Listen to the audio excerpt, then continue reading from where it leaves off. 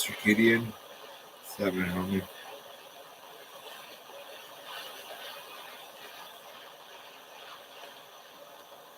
Crispy Crisp. What's happening, homie? Can you hear the fucking jet taking off?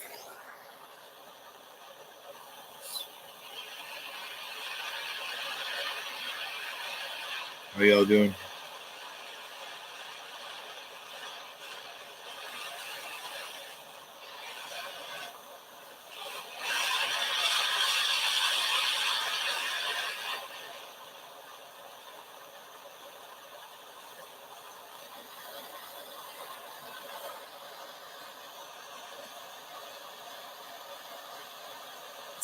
It's one of those nights that just fucking suck.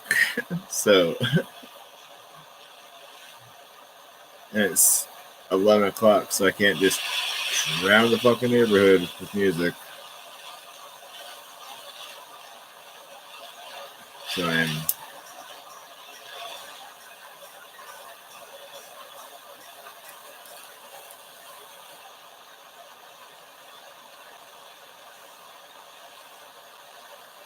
but paint on that happy little smile. Everything's fine.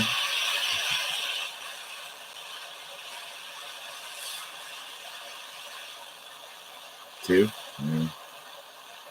I've been up since like 6:15 this morning, so it just seems like it's gonna be a long fucking night. And I got coffee, and I think I'm just gonna go microwave a fucking coffee, and I don't know. I'm contemplating even just going for a fucking walk. Just tiring myself out somehow. Am I yelling at you guys? So I can't hear myself right now. Music's just bumping them.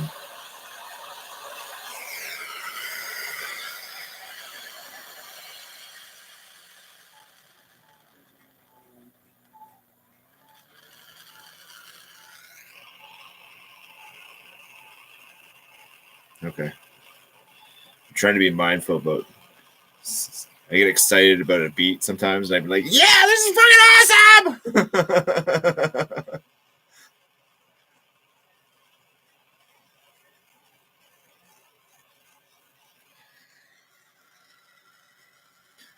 Hey, Donald, it's not just been a day; it's been.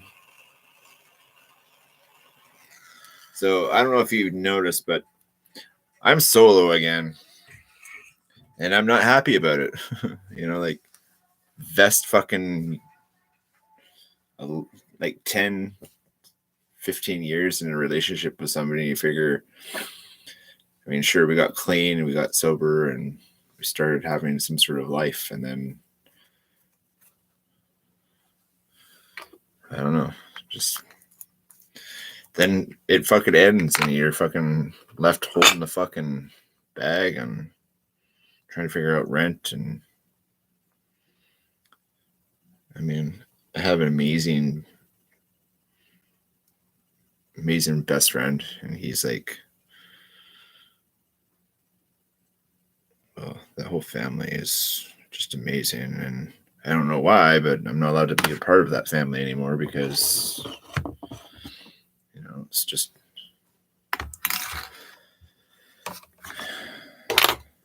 hurts my feelings that somebody would maliciously go and say that I'm this horrible person when I'm really not that horrible person, and I'm just trying to be the best version. Like sometimes I'm not a good guy. Like I admit that I'm not perfect. I'll never be a perfect person. But like fucking tablet just died. Fuck.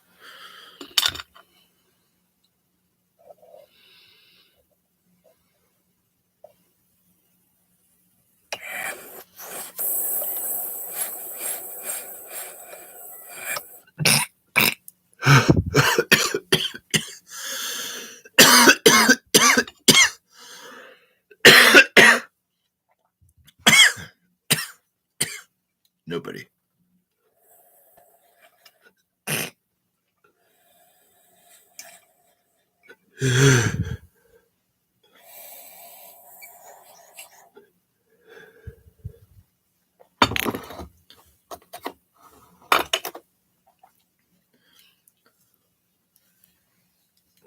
if I knew it was going to be like this, I would have stayed in that fucking rat-infested old hole.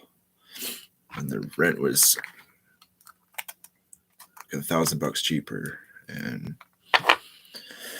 I don't know, man. Just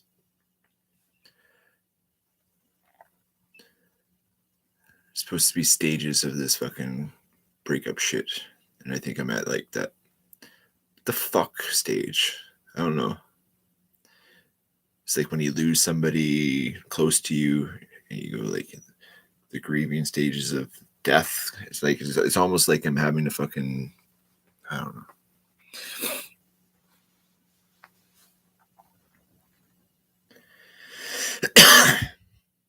I'm just bitching. Treated like I was this guy that was fucking out cheating on her, and like that never happened once. And you know, like I get emails and texts from people saying like, "Oh, she's at it again, fucking trashing you and shit." It's like I don't go out of my way making her look like a fucking piece of shit, and like it's just it fucking hurts my feelings that people want to fucking like I'm grateful that I had her in my life. Like she helped me become this person, and between her, the doctor, the treatment center, Yubo, like it saved my fucking life. I would not be here if it wasn't for those few things. And I don't know. Very grateful to be this person today. I try to be grateful every day. Some days, you know, fuck that guy, man. Because fuck that guy. That's her big fucking. I remember like when she was getting ready to like fuck that guy. Like the whole last 6 months is FTG yo. And I'm like, I know I shouldn't take it personally because she's probably hurting and all that shit. But like,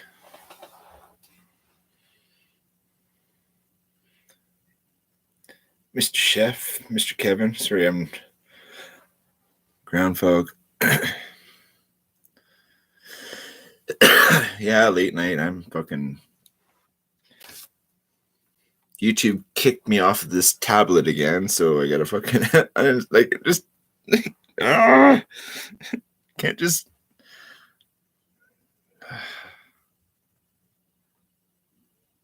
Yeah, that one message that you get, YouTube has stopped working. You can't even see it because it's like, maybe if I got it really close, there you go. YouTube has not stopped working. So I'll say restart app, and then I get that Android of death. You watch, he'll pop up on you. Ouch, that's fucking hot. Boof. Android of death. Switch to youtube.com. The version is out of date for this tablet, basically. And so I've had my buddy. I've probably got like 7 devices in the house, and I have to restart YouTube 2 or 3 times a day. I started YouTube on this tablet, and it's weird that I can't continuously use this tablet for fucking YouTube. YouTube, get your shit together. Fix that app fucking thing that you did, because it ain't right, man. And it's not just this tablet. It's like I've heard from a lot of people that it's kicking people out. Then you have to go through this whole uninstall, open, install, update fucking bullshit 3 to 5 times a day if you want to like have a mobile. I mean, it doesn't die on the I'm not going to say it because then it will start dying on this too.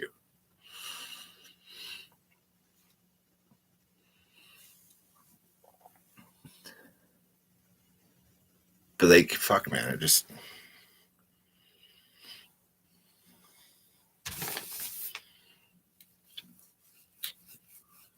want to have a fucking life. I just want to have like get out of this depression and like start enjoying life.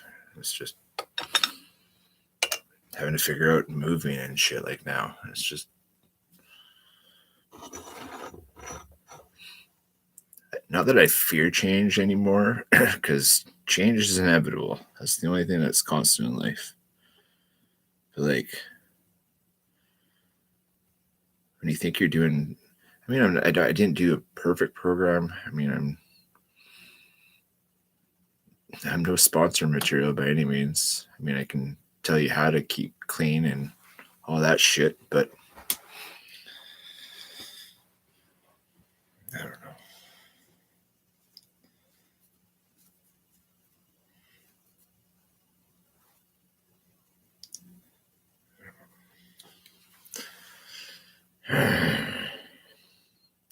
And I can't even listen to music right now. That's one thing that just keeps me sane when I'm fucking in these moods. It's just loud music.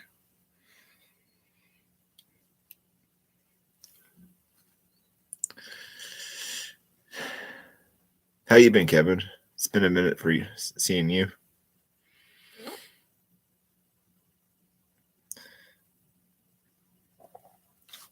Potato chip. That's fantastic. I like that. Potato chip.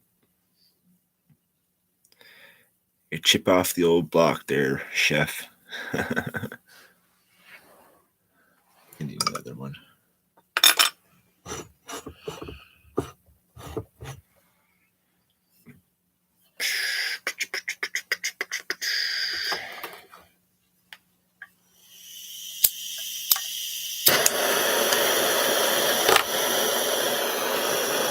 Engine, number 9.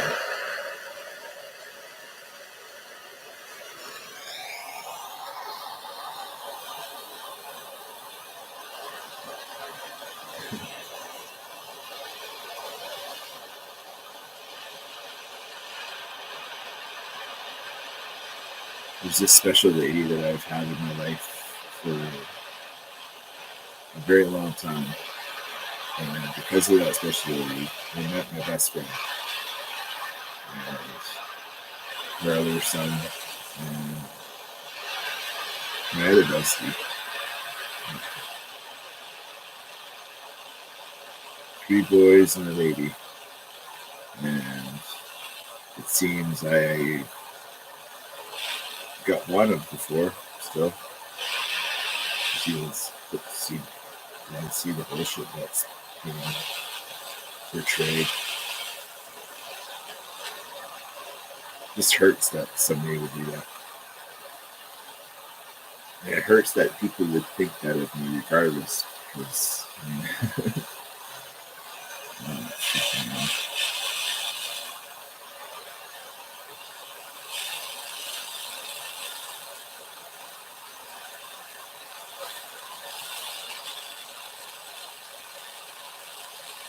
I work a lot with you. Oh, nice. I appreciate that, Kev.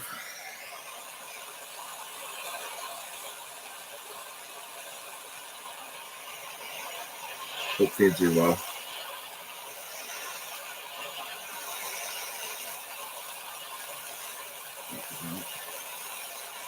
Mr. Mikey, what's happening, brother? I have to say, I forgot about your pantry wall. Because I remember when I started, I think it was Gerb MRE, or maybe it was Dan that sent me, or maybe it was Joe MRE. I can't remember who sent me. I can't remember who.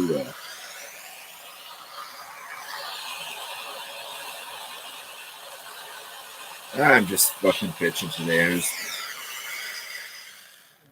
I'm pretty fucking sore about this breakup, and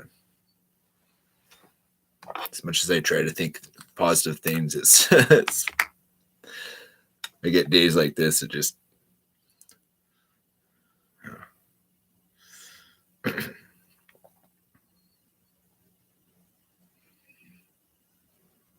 sucks because I really like this place. I thought I'd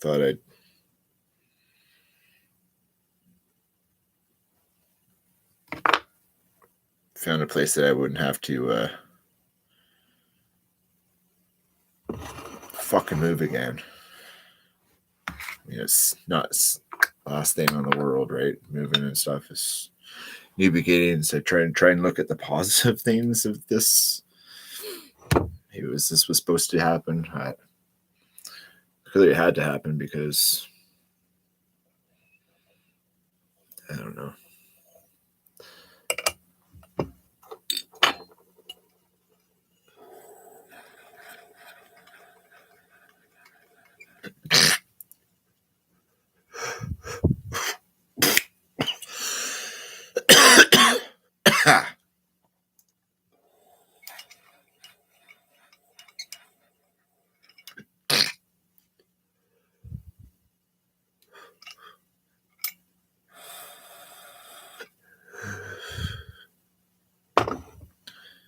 That's a little bit better.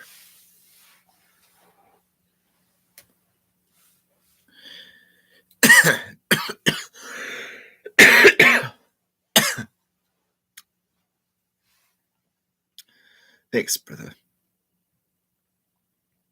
Appreciate that, Kev.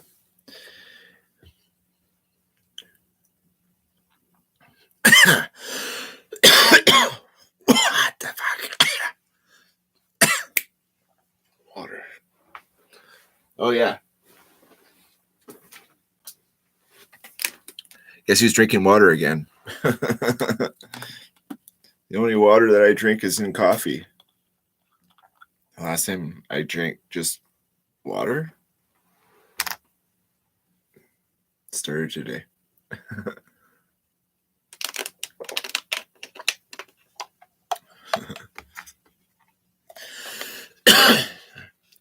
I do have.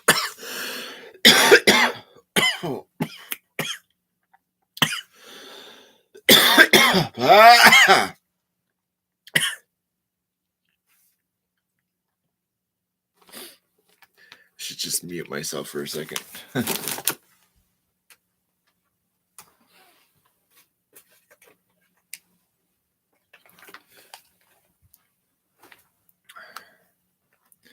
I'm failing at putting one of these things on too. Kind of annoyed at myself.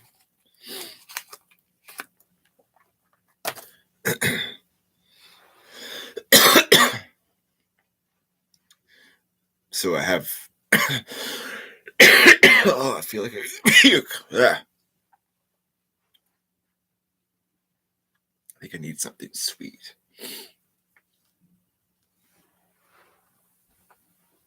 Sour Patches. Yeah. These will do.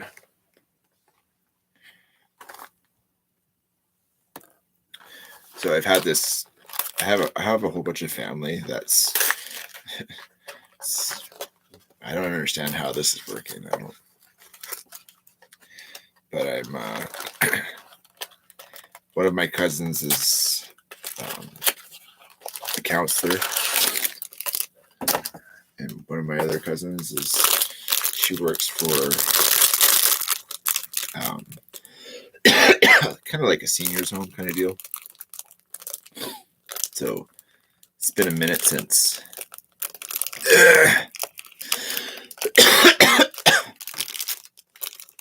Put that patch on and let it help you. Fuck. Okay, where do I put it? I always see people putting them on their back of their shoulder. So like, do I put it on that side? And I sleep on that side. So should I put it on the other side? Like, do I put it on my chest? Like, do I want it to absorb right to my heart? I don't know. I don't know how to do these things. It's the only one that I haven't tried. The patch. I've done the gum. I've done the mints. I've done the fucking that little stupid blow stick.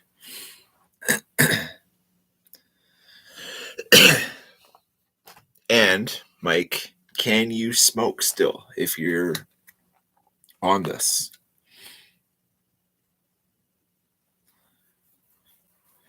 Took me 4 weeks with the patch and I was done smoking.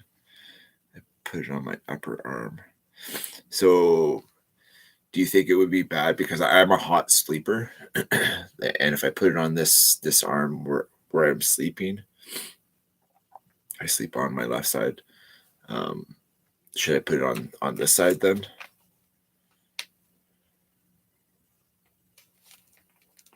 I don't know.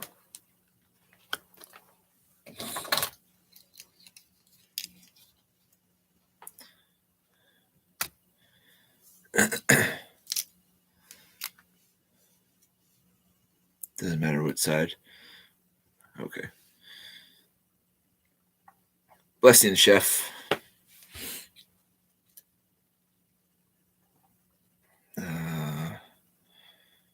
This one does not have the scissors, but the knife will work.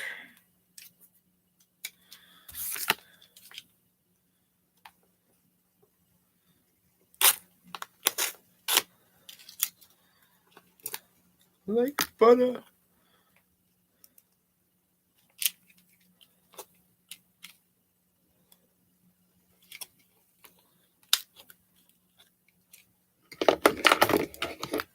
Put the blade away. Put the blade away. Yes.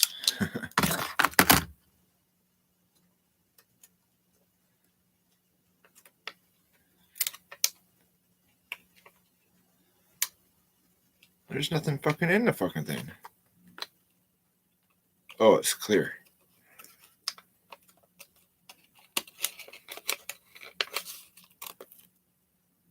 That's supposed to help me? Fuck, that just reminds me of those fucking...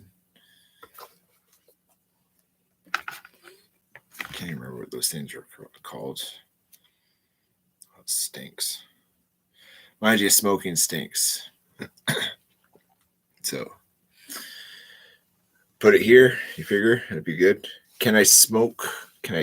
Here, so I'm probably going to continue smoking for the rest of the evening because I have cigarettes and when in Rome, bro.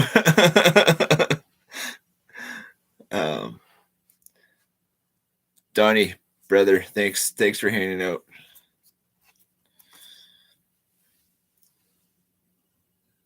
I do a lot of these lives now, Donnie.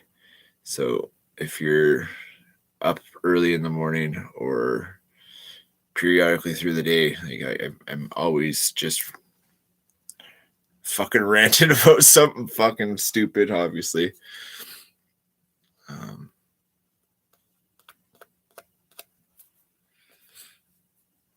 I smoked 1.5 to 2 packs a day. Been smoke free since 2018.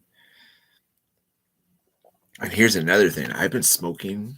I figured it out for 34 years. And out of those 34 years, I was in jail for, I think I ended up doing 6 months or less than that. So that was the only period of time that I'd ever been without cigarettes. Except for like a week or a month on the other crutches. And I smoked my patch for the first. Oh, okay. Golden. And it doesn't make you sick or anything like that? Hearing that it makes people sick sometimes. How the fuck do you get it off? Is there a trick? Okay, got it. No, not at all. Okay. It just puts the nicotine in you. I just got to find that oral fixation to change the habit. I know that. It's like with every addiction. You just got to like change your habits because I got no fucking habits but hanging out and doing nothing. So I got to find, like, I got to go walking and do better things because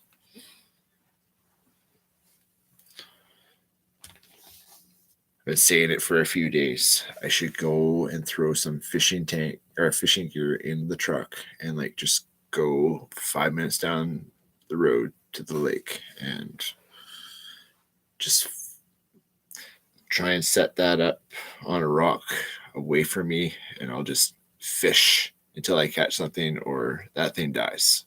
Either way, I'm sure it'll be fine.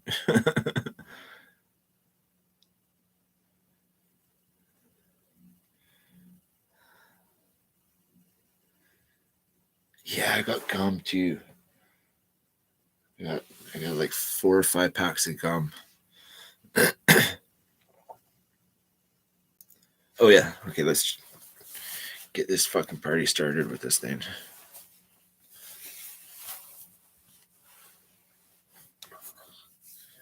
Going in.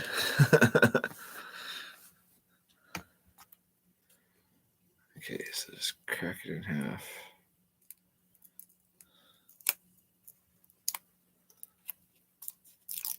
There we go. That's one side. The other side.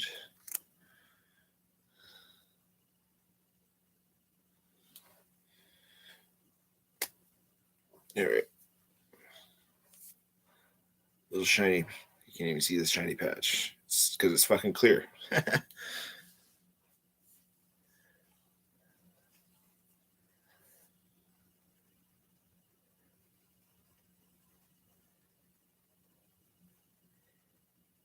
You know what? I like drinking was relatively easy this last time because I had hurt Kimberly, and not like physically, but I was an absolute douchebag. I drank until I was drunk 6 years ago on my birthday, and then since that day, the next morning she said I was such a dick, and that was the day I stopped drinking.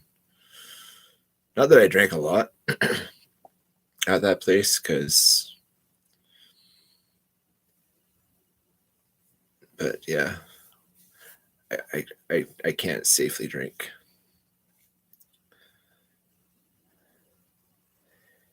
Yeah, I mean, if the big thing was the coffee and the cigarettes. Like I drank coffee all day, every day, and it was just accompanied with a cigarette.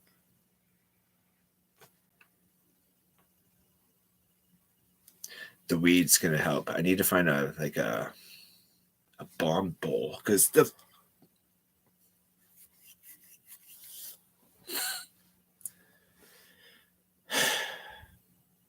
bomb bowl went with Kimberly, and I'm still sauced about that. Fuck. Whatever. I just do this weed vape. Yeah, I've got one of those things. I think it's out on the there. I don't know.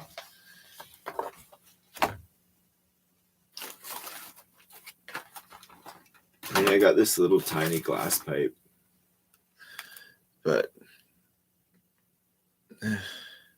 bomb is just so much better.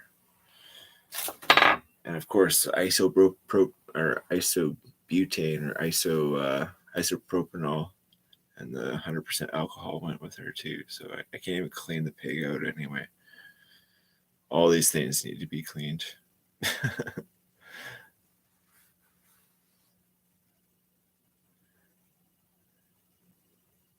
Is that like you, Kev? Yeah, man. I just say I to prevent being that fucking guy ever again. I just refuse to drink. And I've seen like doppelgangers of exactly who I am, like when people are like that all my life, and I just no.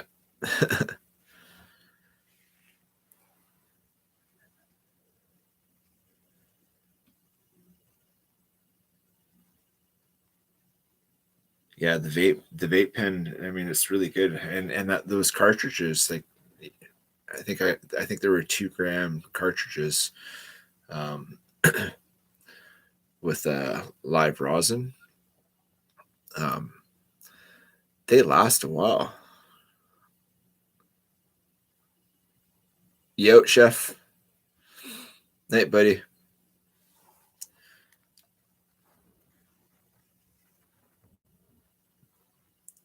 Oh, alcohol was the reason that I got my brain injury. Everything that ever everything bad that happened, there was usually well, 80% of the time, alcohol was involved.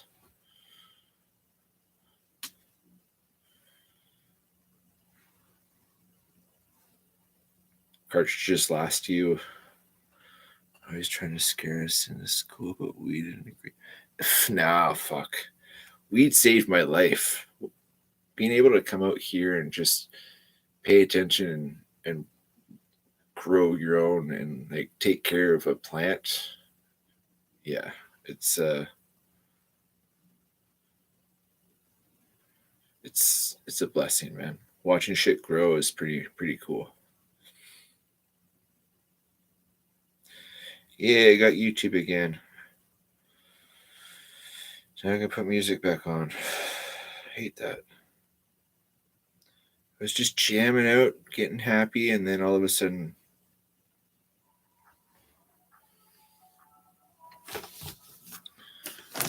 man, that last rip just fucked me up.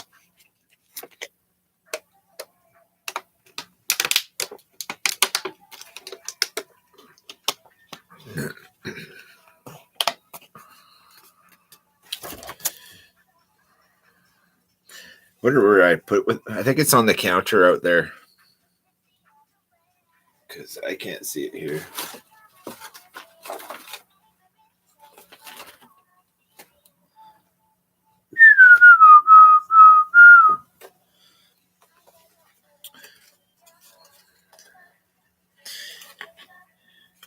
Tell me one bad thing that ever happened to you while you're smoking weed, and then ask you the same question: how many bad things happened to you while you're drinking? They don't add up. Why is it that people are allowed guns if you're a drinker, but you can't have a gun if you're a smoker?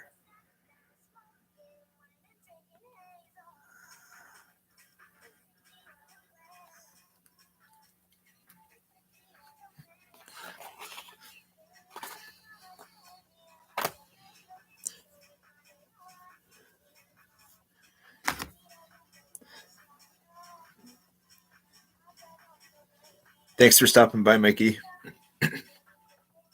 2:30, eh? Yeah, I'll be seeing those hours tonight.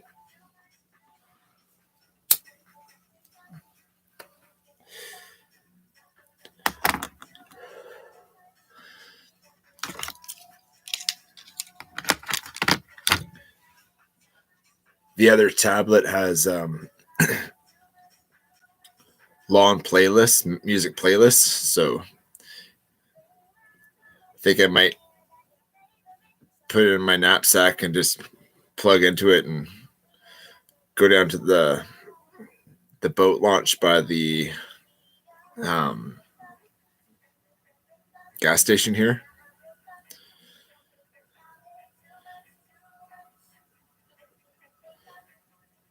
It's just I can't see shit. I don't like being out at night because I wouldn't drive, I'd walk, but I don't know, fuck with big animals, just come up on them.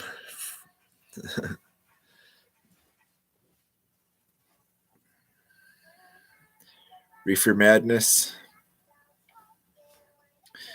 Yeah.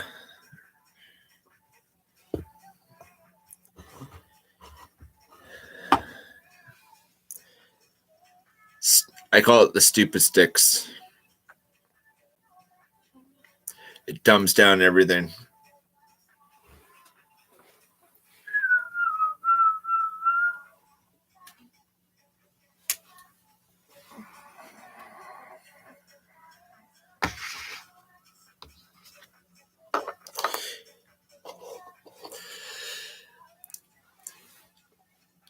I swear pot saved my life. It's the only thing constant that just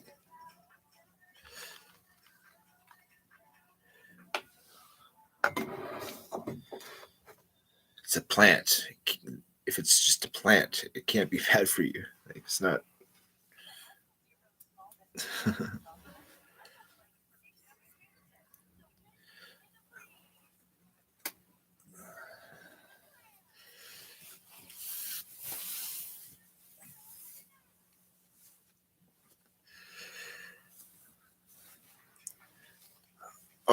Is Mike still here?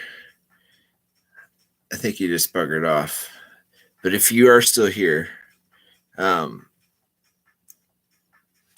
these patches make you feel or dream weird? I was told that it might happen.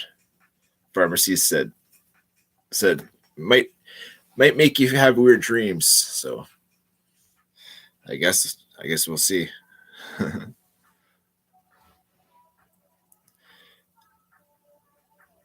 Did you ever do the patch, Kev?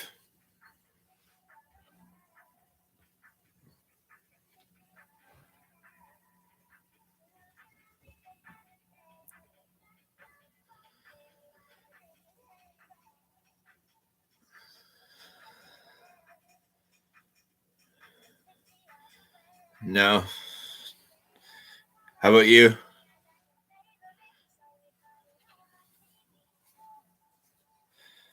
Tell you that would really help. I just need to make them. And if somebody likes what I made, they'll just offer me something.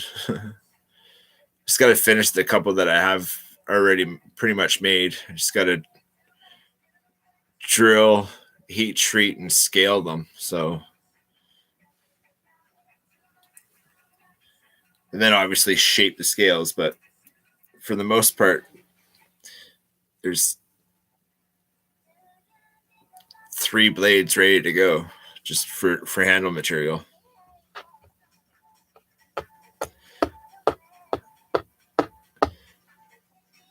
I got to figure out sheath material. The suede that I got is it's too soft. Like it's not sheath leather. It's like flimsy suede. Cold turkey. Yeah.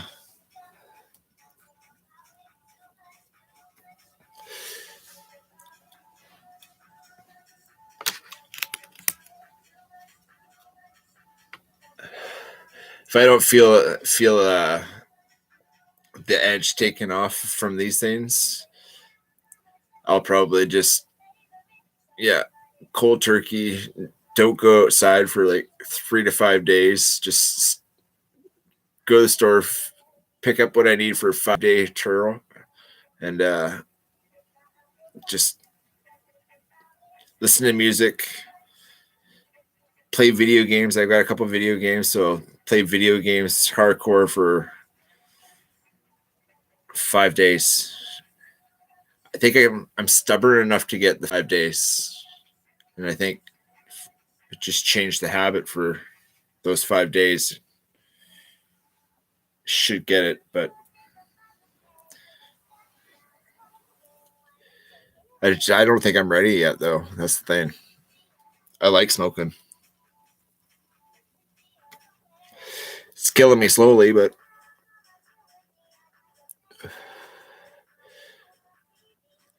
once the coffee's gone, it'd make it a lot easier. Start drinking tea.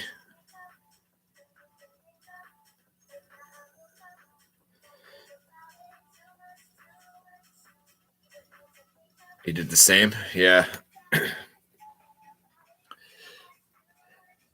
best thing is there's nobody in the house with me, so like I could just be a dick to myself. Yell at myself. I'll come on here and fucking bitch at you guys. Yeah, see, I've got some of the thin stuff. I'm just wondering maybe I can adhere that suede on the inside of that thin stuff, so it's softer than that thin piece, and it gives it more thickness to like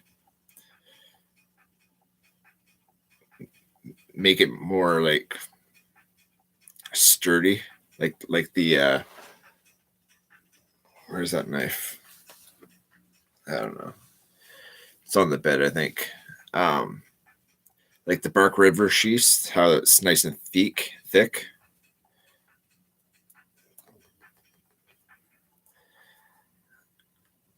So I think I can make that happen.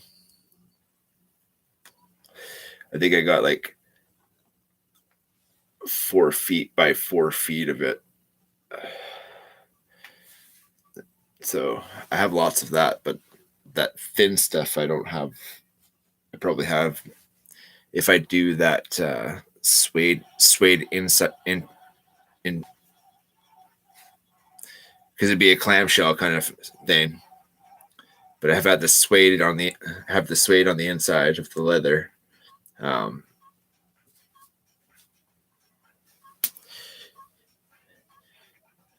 suede's easy to form, like get it nice and wet, and then put the knife. Well, you'd have to like oil and saran wrap the shit out of your knife, and then get it. Still really flimsy. I think if I do a double stitch on the taco part, it might stiffen at least that edge, and then wet form it.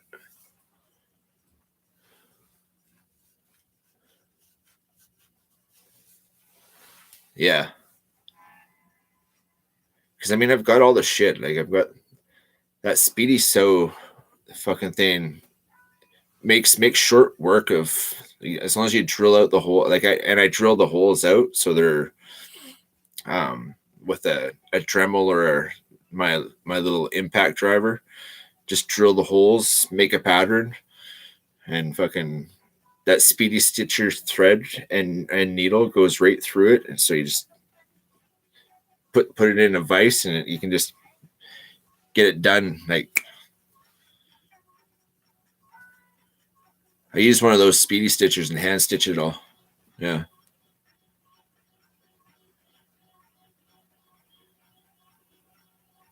But if I do a double stitch, because all the ones that I've done have been single stitch, one line down. So if I do that double stitch, like I said, that might stiffen up that edge, and if you put enough adhesive, that might stiffen it up as well.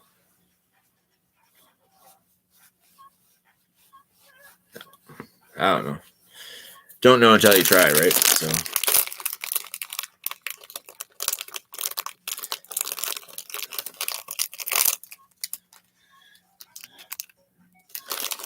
I've noticed since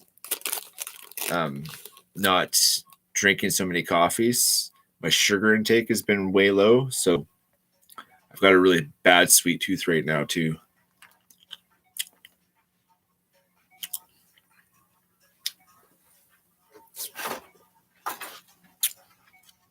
These are great.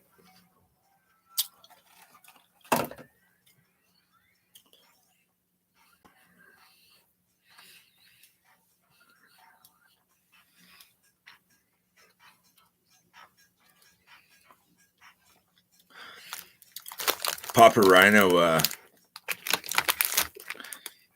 sent me this guy.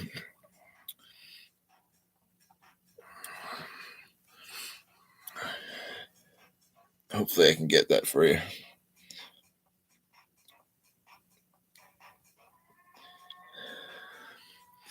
Good old Dom.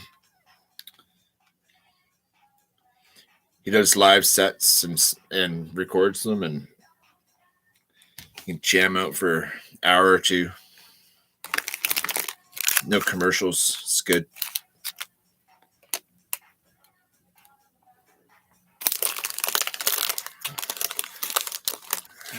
Yeah, I was giving the saddle stitch a go. I don't know what stitch I do. I don't know.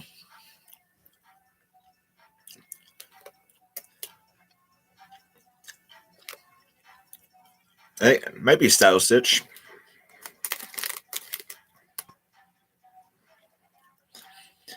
Between the adhesive and Sugar? Yeah.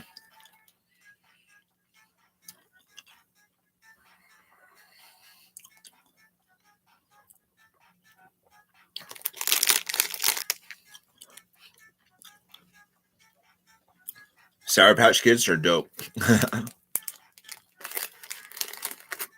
Anything sour I like. Turned into a sour old man.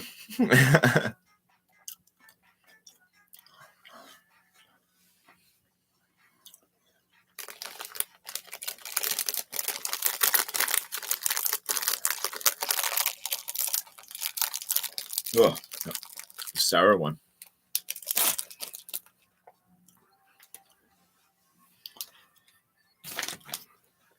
There it is. What are you doing this week, Kev?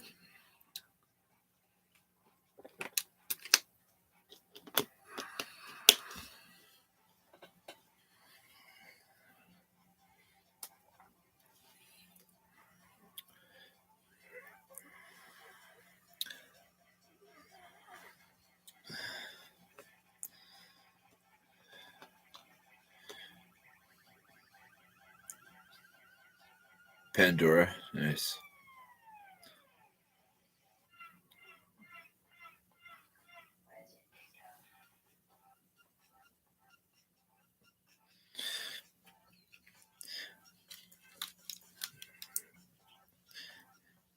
Helps when you have good headphones that make your ear hairs tickle.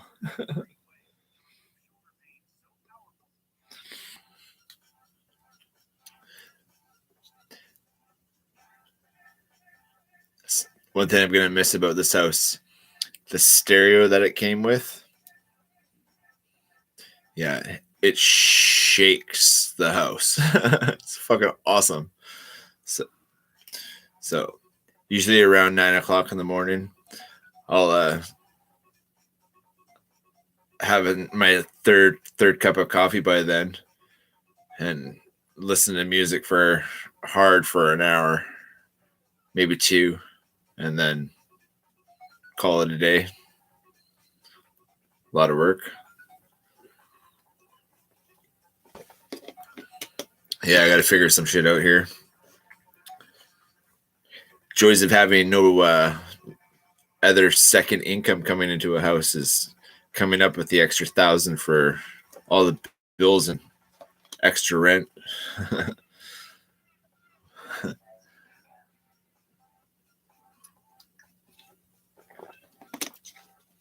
But it's opened up good possibilities for other better things that'll suit what I need, instead of having the pretty view.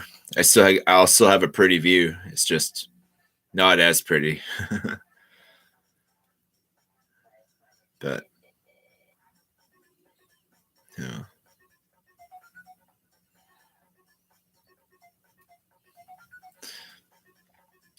You get Thursday off? Slick. Yeah.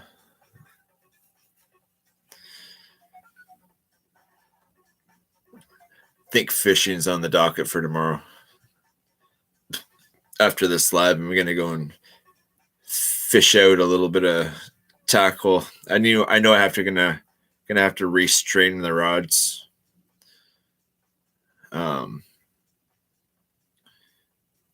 And clean up some hooks, because it's been a minute since they've been used. But I think I've got some gear that'll hammer them pretty good.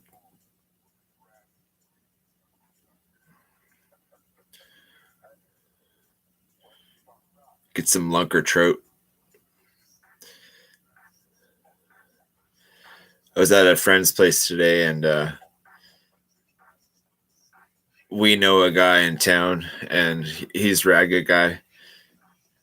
And I tell you, if I got a lunker trout, we could go to his place and have a ripper of a barbecue. And he's been wanting to do a huge barbecue for forever, apparently. So there's a couple of really close spots that have good fishing.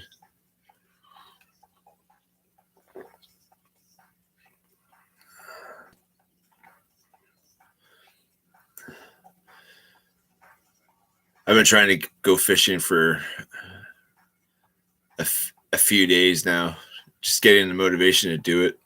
And I think it's supposed to rain tomorrow. So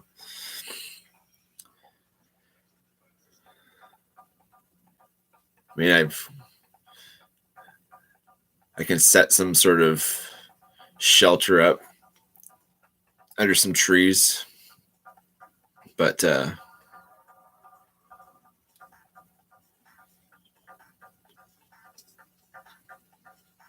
yeah, the old mill site, they have some so they had big docks for when they were logging the area. They had big rafts of wood on the lake, and but all the pier is gone, but all the pylons that were driven down, they're all still there, and it's like perfect habitat for trout. And my best friend, he's a diver, so he always dives around and see if anything's sunk, or so he knows he sees the fish. So it's yeah, it's good when you have a guy that dives and actually physically sees schools of big fish around certain areas, and it's pretty neat. Who needs a down depth sounder?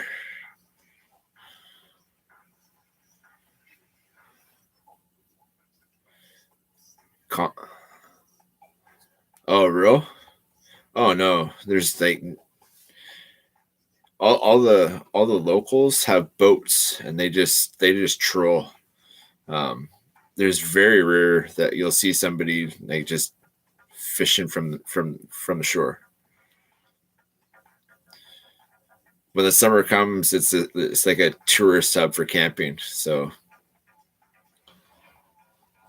it's actually a really annoying time because yeah, I just don't like dealing with drunk people anymore. It's so annoying.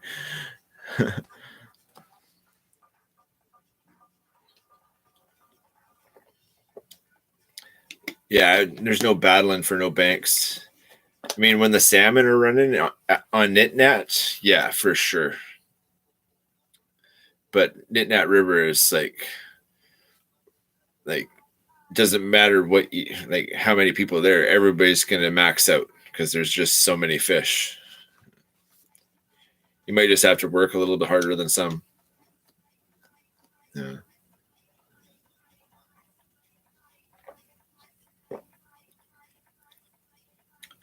Yeah. The Cowichan River it's a decent fishing round river, and this lake is really good for fishing. For then all the ocean fishing here too. It's just if you go hungry here, you're like you just there's no reason why anybody can go hungry on this island, especially if you like seafood. It's an abundance of seafood here. I can eat pounds and pounds of mussels every day, and there would be just so many.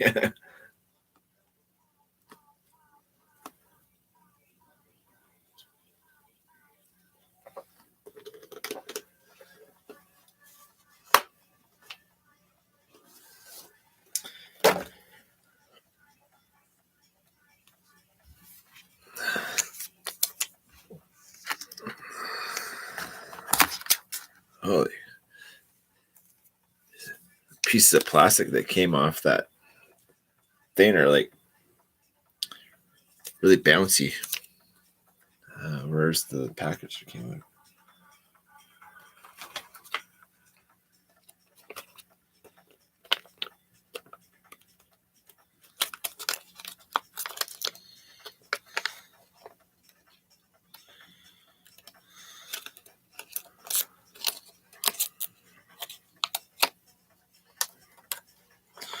Well, I guess we'll see how these make me fucking dream if I sleep at all tonight.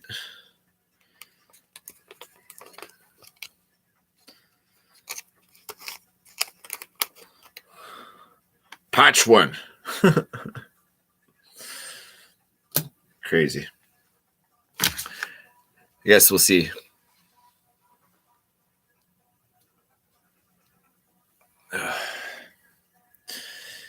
Hate sleepless nights. There's nothing good on TV. And I don't know how to do the so when you're setting up your Fire Stick, you have to like do the whole centering of the TV thing with it. And I don't know how to do that with this TV. And I don't know where the remote is. So I'll just use it on the outside in the living room TV.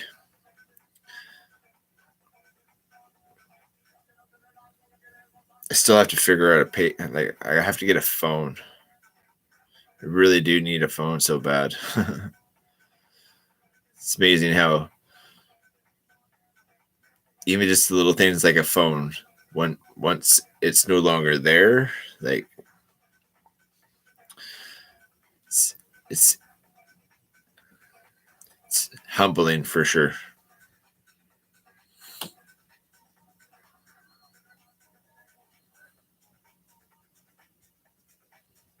Hey, you've got IG and X, right? How do those platforms work? Like,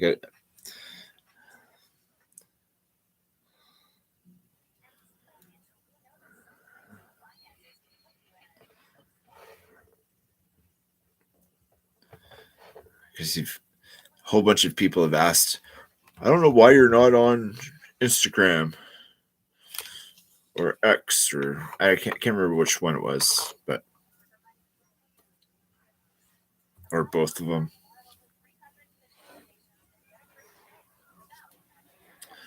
I don't know.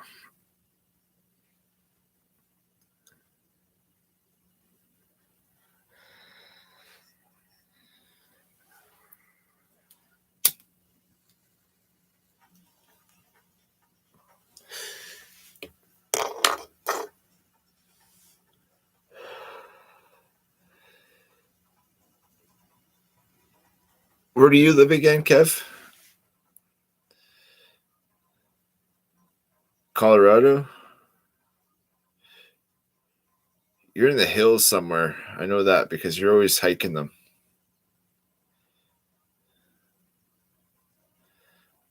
Yeah, fucking 100% fact.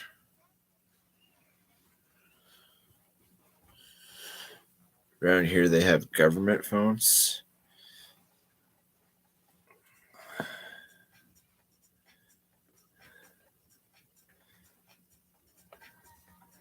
don't do anything but YouTube, but yeah, that's all I do too.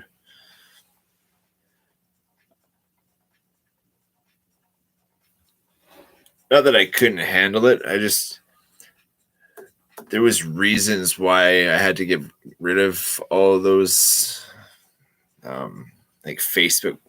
The only thing I have besides YouTube is Messenger, and that's I've had that same Messenger for all the people that are important, or if I need to know something about the family, they all know to go to the Messenger. Other than that, it's just this, and I don't even have a phone. So, but I need a phone for setting up a PayPal account because yeah.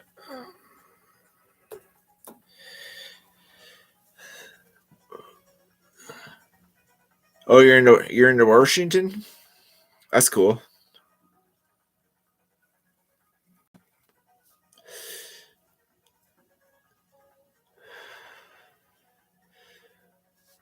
Which part?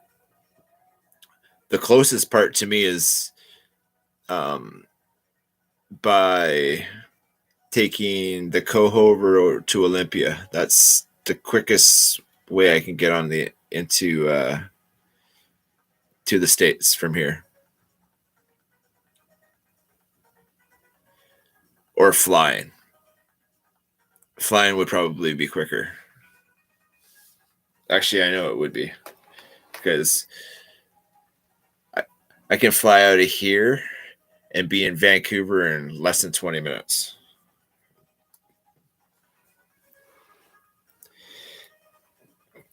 Being able to see Vancouver, yeah, and that's like a almost 2 hour boat ride. So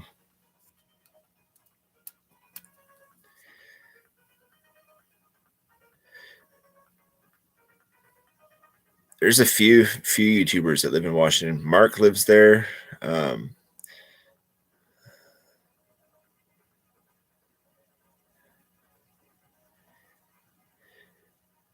Not just like the other app that comes with Facebook is Messenger.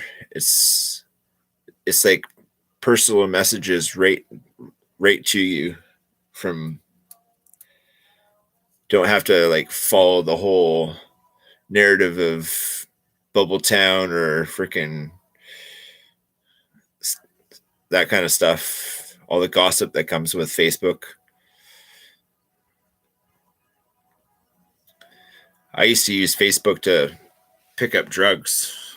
It was the easiest way.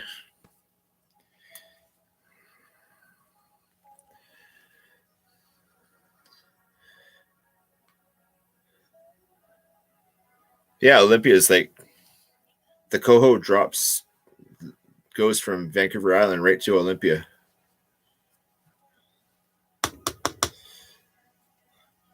Or I can walk over, or I can walk on the Victoria Clipper, and it goes right down to Seattle or Bellingham or something like that. One of the water cities. I know.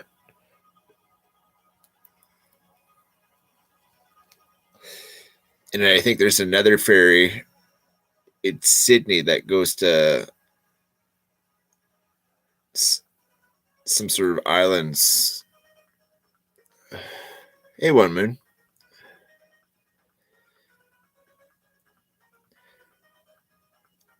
Another sleepless evening. The Insomniac crew.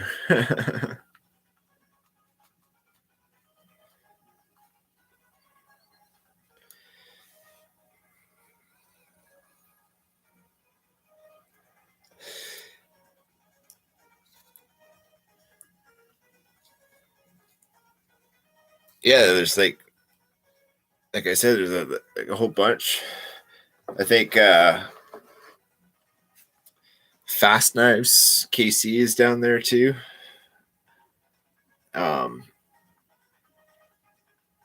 No, I think he's somewhere else actually.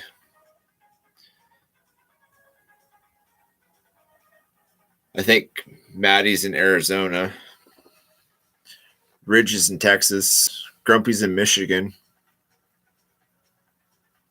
Carl and Ron are in Michigan too. Joe's in New York. Scab's in Florida.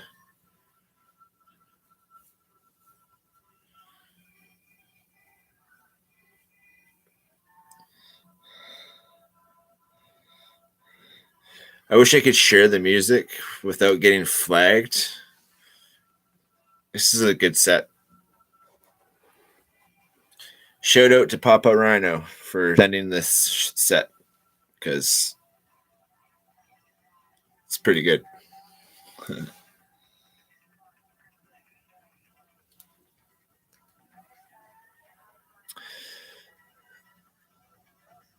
What do you do to kill the time when you can't sleep?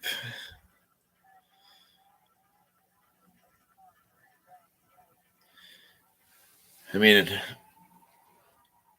could be crafting and doing shit, making cheese and stuff. I do have the desk now.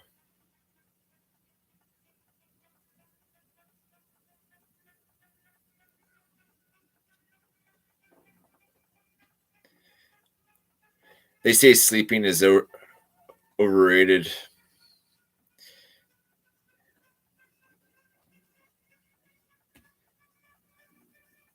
But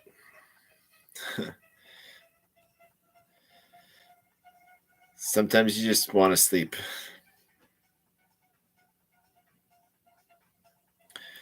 Hopefully the burnout on those 2 pulls will do the trick.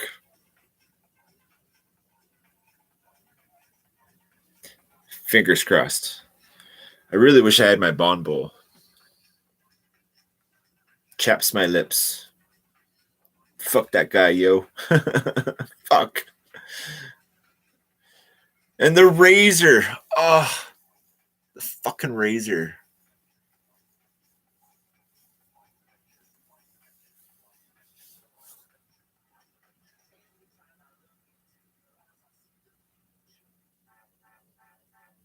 Make art, build shit, go skating. Fuck yeah.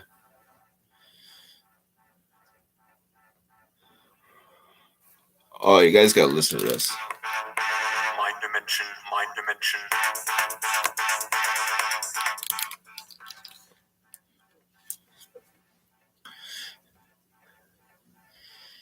Oh yeah, PN Dub. He's there too.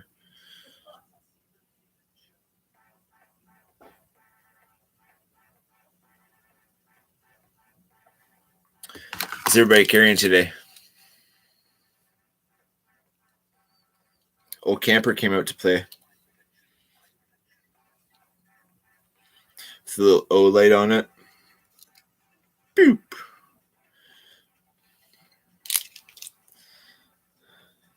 And then I have this little Luna on my pocket too. It's a sweet blade. The wood used to be a whole bunch lighter, but all the use I've done with this knife, all that hand patina into that grain of the wood, it's phenomenal.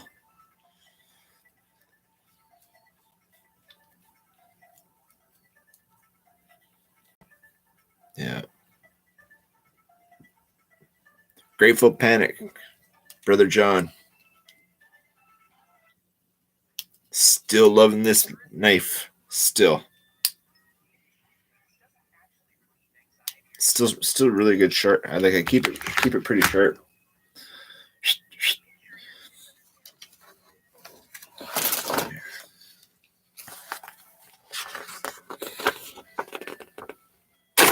Oh, maybe not.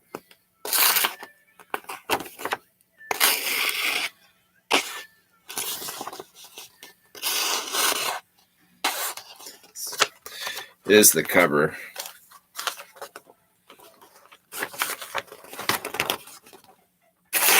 That's better.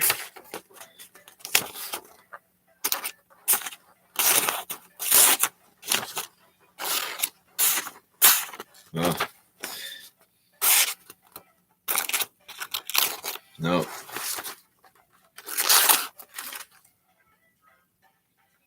It seems like being hooking on something right there.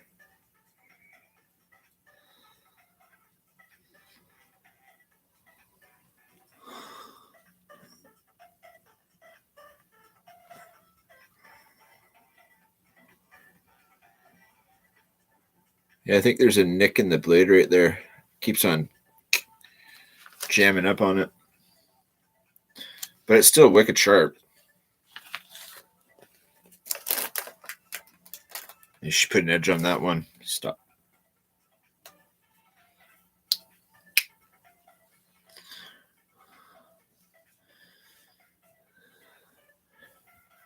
Sleep when I die, right?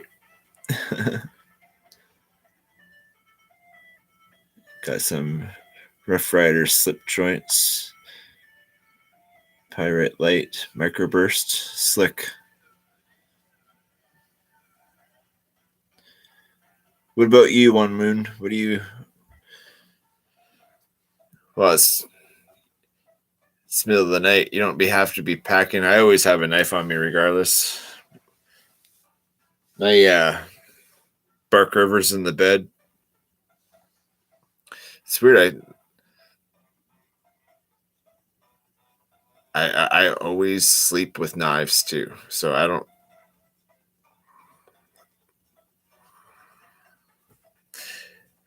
don't want to be fumbling in the dark if I have to get the fuck out. Same with my wallet. Stays in my pocket.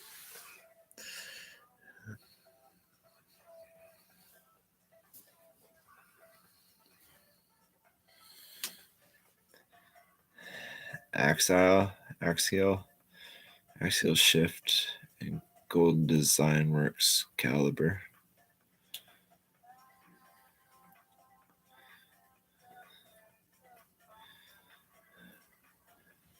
Oh, I was just thirsty. Just needed a drink. It's fine.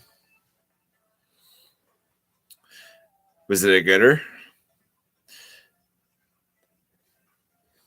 There's one knife that's taken a few pints out of me, like a few pints out of me, and it's my fault. This one.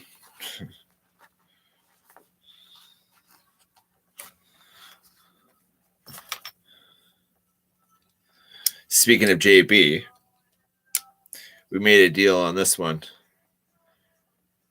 and when I put it together, as you can see, that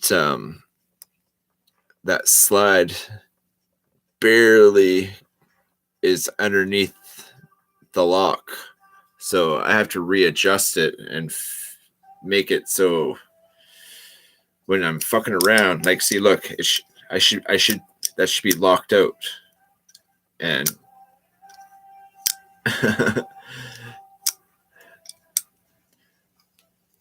so it's basically a straight razor. So when you start tossing it around, it'll fucking bite you. And I've like here, there. I think I got it on this finger too, but they were deep. Like I should have put stitches a couple times. Petrified fish. It was a hungry fish.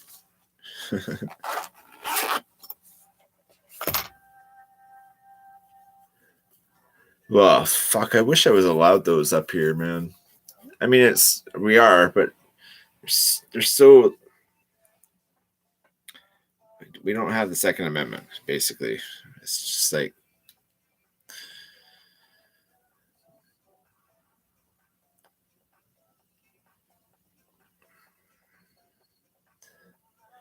we still live in igloos, though, don't you know?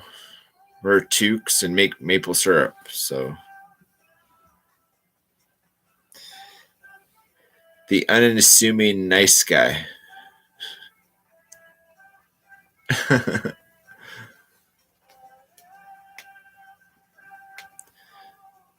But I bet you there's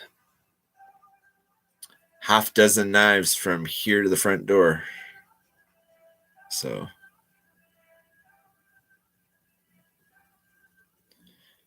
And good ones. Like,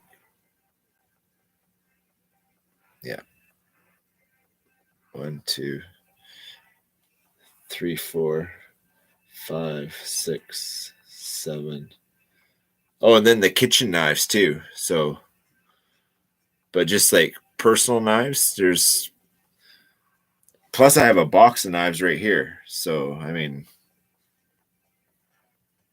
I don't be fumbling around in the dark trying to find a knife. They're all over the place.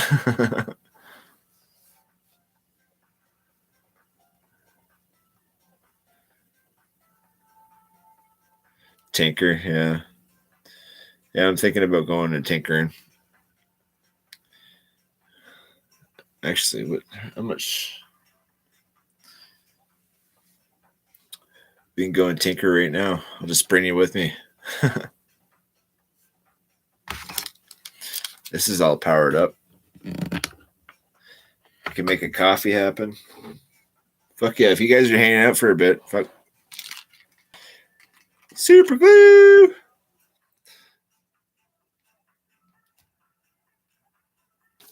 All right, let's do this. Okay, I need this. Oh, of course, I just paused it. Fuck. Okay. I think I can't take it all at the same time. So we'll do this in stints. I'm gonna need that. I'm gonna need that. I'm gonna need that. I need that. Need these. So we'll put those right here. They could just hang on the screen. Need those. Need those. Coffee can go on the next trip with that thing. This can go first. Okay. I'm taking you guys first. Oh, there's keys.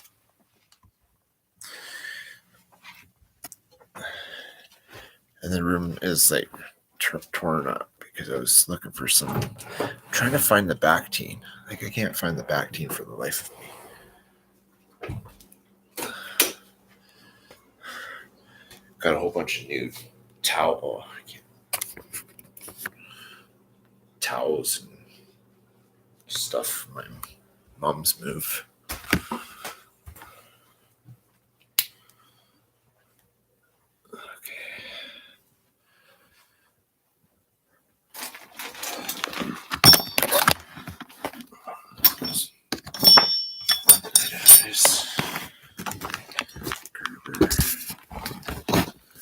Okay.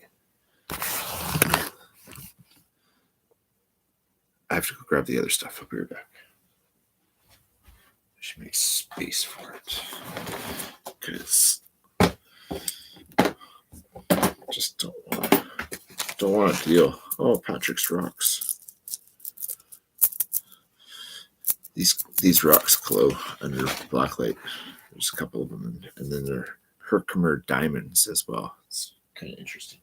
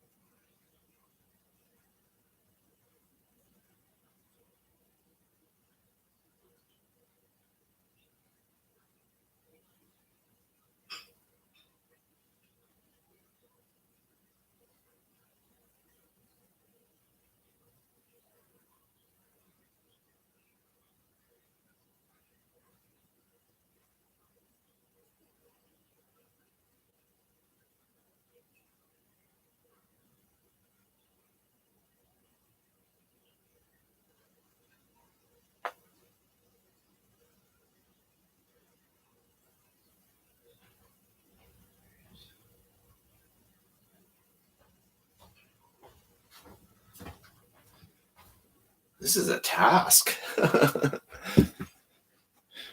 Moving all the shite over. Now I gotta go make a coffee. I don't have to make a coffee right now. I can make a coffee in a minute. The seat needs to come way the fuck out. Oh, there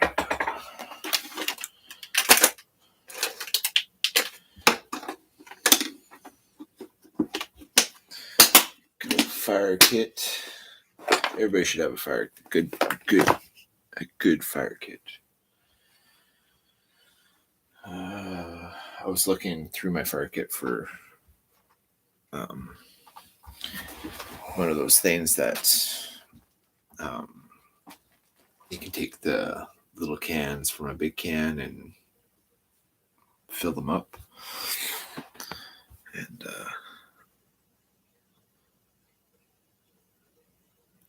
because my buddy does a lot of cooking on camping stoves, and he doesn't have the valve from the big tank to the stove. He just has to use those little cans.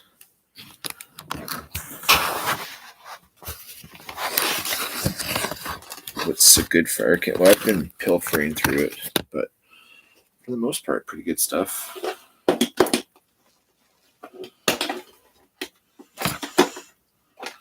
Because Vicks, for sure. Swedish fire paper. Like this is like wax infused. Like you only need like that much. You can see how much I took taken off to start a fire. It's really, really flammable stuff. I just threw these in. They're tent pegs. Matches, like stormproof matches. Of course, fat wood. There's lots of fat wood in here.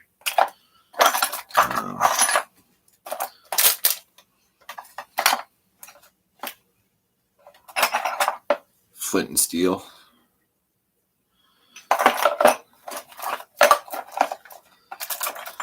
Torch head.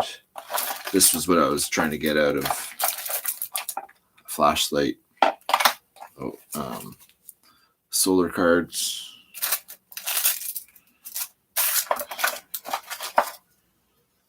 Crazy glue. Bits of jute.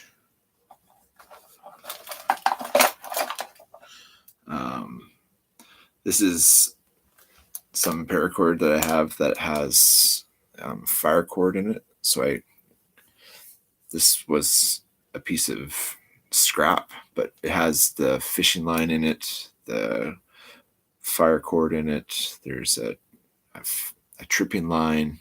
Like it's pretty good line, but I don't know. There's about 10 feet of that stuff.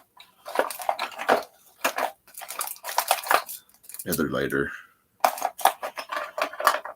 Rolling papers. Batteries. The only thing that's not in here, but it's in my chest pack. I have some more in my knife building box because I have all. Like if I'm making a ferro rod thing for the side, like I want to have a ferro rod to put in the thing for the sheath.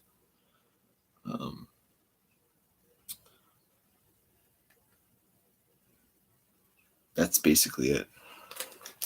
Like good chunks of like stinky inky. It looks really white, but trust me, you carve a little chunk out of that and it'll be like a little chunk through here and it'll go back to like that golden brown stinky inky. Oh, and funny enough, big old chunk of fat wood, but I made it into a whistle. So a whistle for your fire kit as well. Good old 7-notch. Then you just like stuff a piece in there and restrict the amount of flow. Just make a little bit open, and yeah.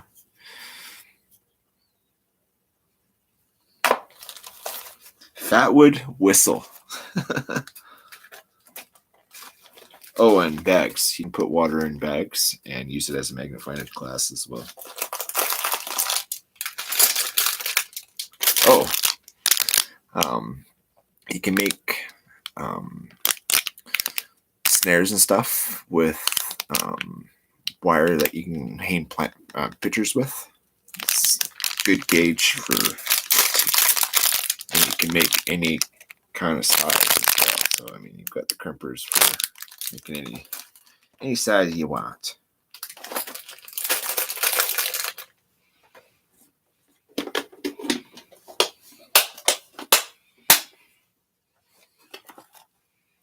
Oh, the fire.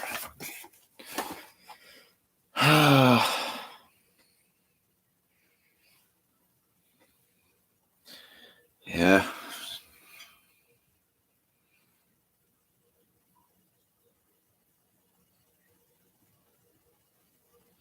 I gotta rehang an axe. Kev, you would like to see this one.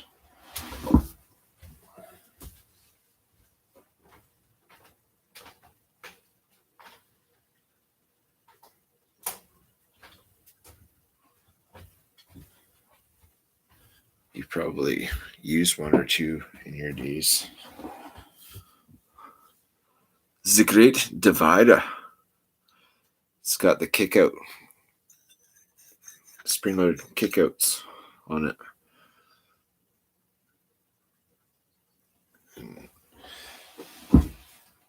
got a huge handle for it too. So just gonna make this and this come to be. It's gonna.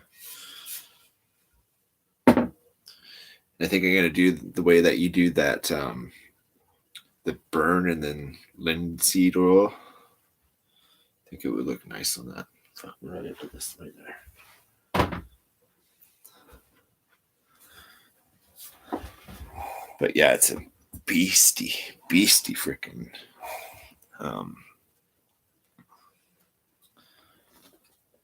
axe.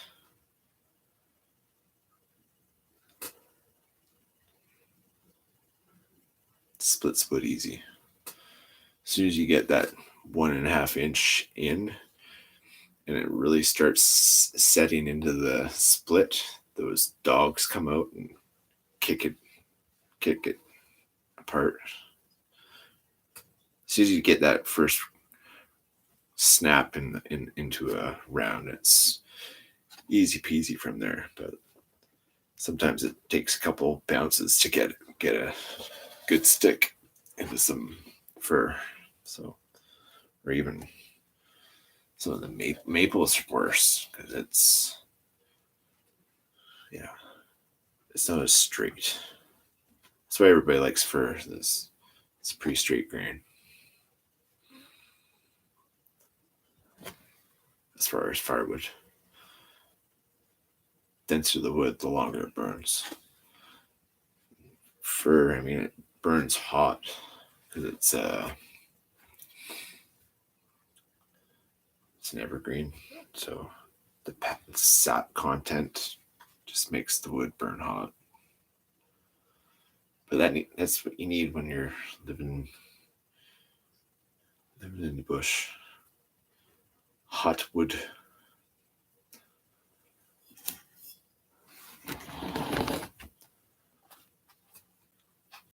You ever heard of cat's knives?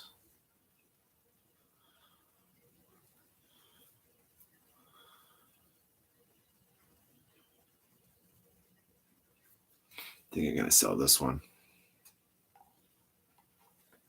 Old school leather. It's an older one,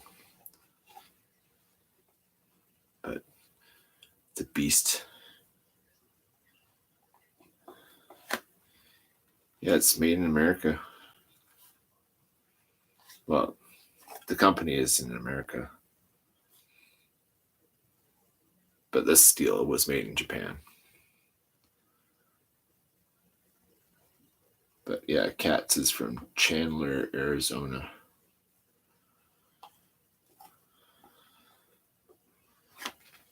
Sits good in the sheath.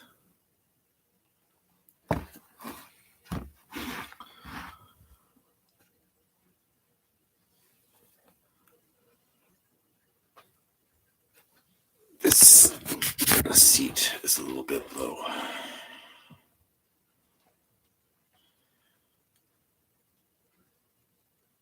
Who's all here? There's like 5 people watching. And it's just me and Kev chatting. Oh, and one moon.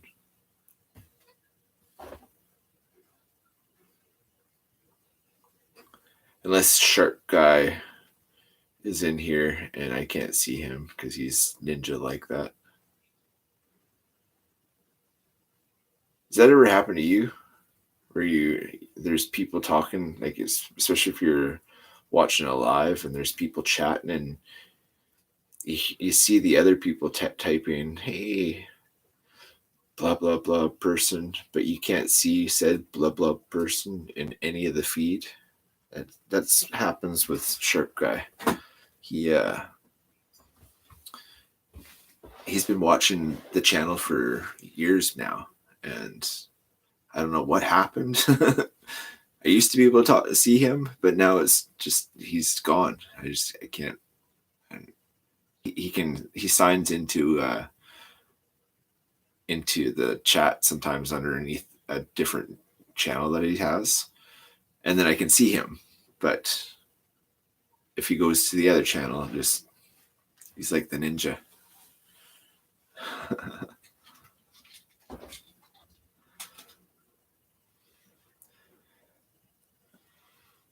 I figured I was going to come in here and start doing stuff, and then no.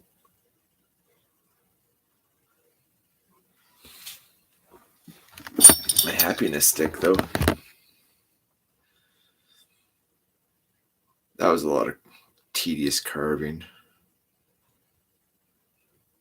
This needs to be painted.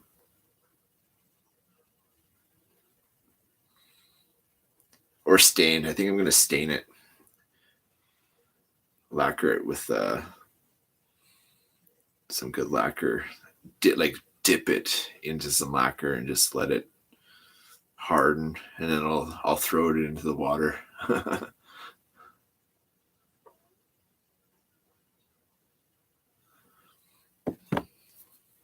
Good old happiness.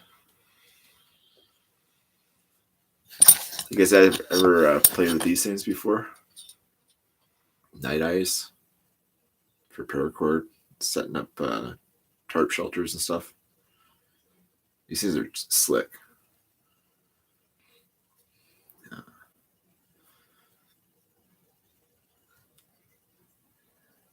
Quick release carabiner, basically. Yeah, I dig these things. Lost them forever, and then I started getting into my hammocking stuff, and I forgot that I made pre-cut lengths of paracord and that bank line for Pro 6 on the lines, so you can keep your tarps taut. Just making sure that everything is tickety-boo.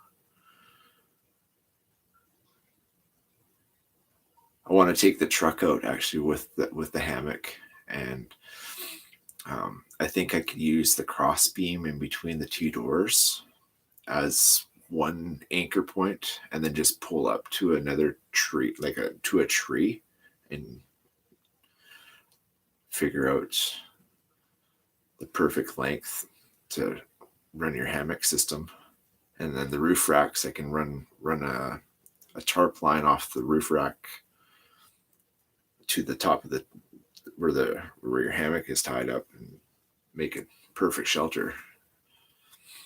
I think that's something I want to do. But that's another thing with these things. It's perfect. Even if you have a whole bunch of line, you don't have to unroll it all. You can just jam it into this part. Like, it really holds. It's cool. And if you're worried, you can just put a knot on the other side of it and it won't pop it. So it's pretty neat. Yeah, it's tarred bank line. It's what you use for catfishing. Doesn't break. Yeah, haven't really ripped apart all of my stuff just yet, but I'm thinking I'm going to start repacking it all in and figure it out at the next move, because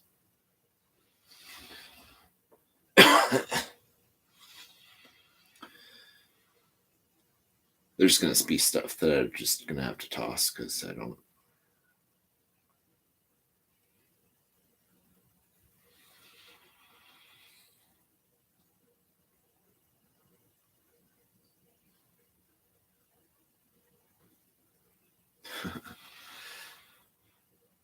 Yeah, bank line's really good. And it's because of the tar in the bank line, it's a fire extender as well. If you only have a couple matches, cut a chunk of bank line this long, and you can use it as a match for fire extender. But watch the drip, because it's like plastic burning.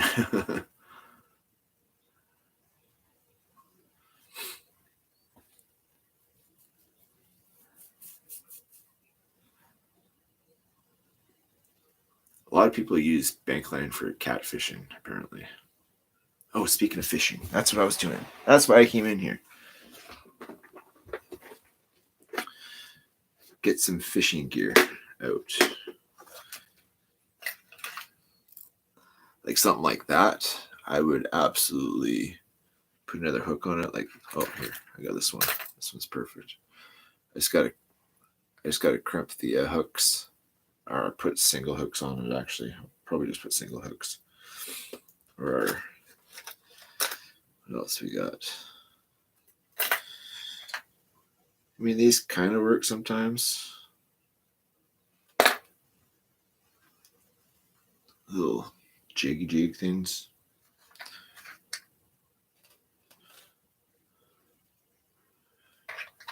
Put something with an eye on it, and then put this freaking little thing like that. Oh, it's like jiggling in the water. Hooks up and freaking tasty dinners. But yeah, that setup would be a fish getter.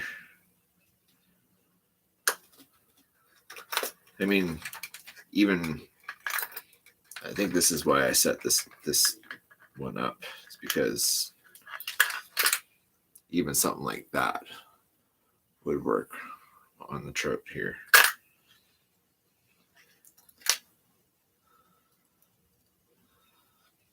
That one's hooked in pretty good. Get off.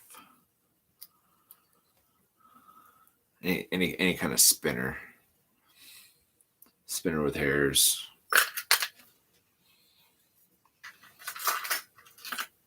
That stuff's more bass.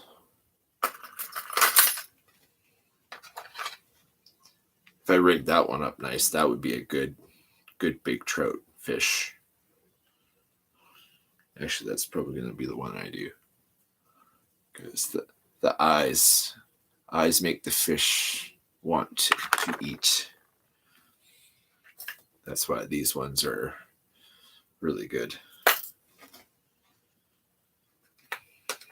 Is it a panther? Which it is. Oh no, these are good too. Or the red ones, red and white ones. That's more cod. You bounce it for cod.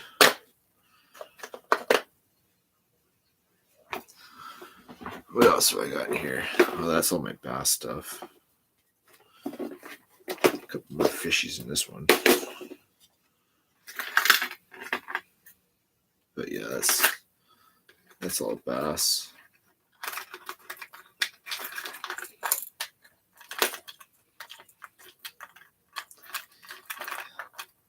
Little crawfish looking things. Frogs, lizards. Lizards are good for if you have any like gummy salamanders.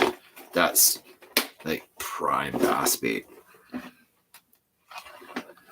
Oh, speak of the devils, right here.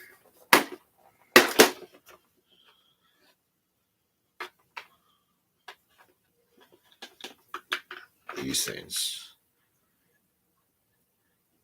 Get yourself some of these and just dance it along the water, and the bass will just hammer it, jump out of the water with it, gulp it down, and you got a fish on. Same with these little frogs and crawfish. This one broke, but I bet you I can still rig that up and a fish would eat that.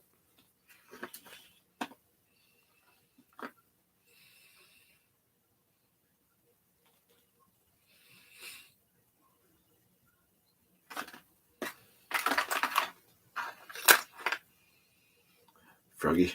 What else we got here? Oh, this is all the fly stuff.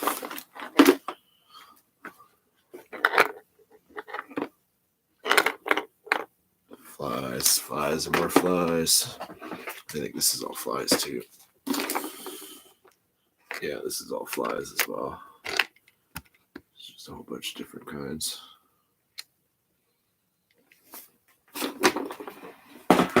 And I ain't doing no fly fishing. Do me some casting. I do have to string the rods though. I think that bottom tick is what I'm gonna take.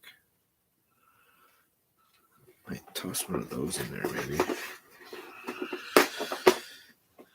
So rig it. I think the smaller one would be the better one. A little small guy. Put that one in the mix. Oh, get back in your hole.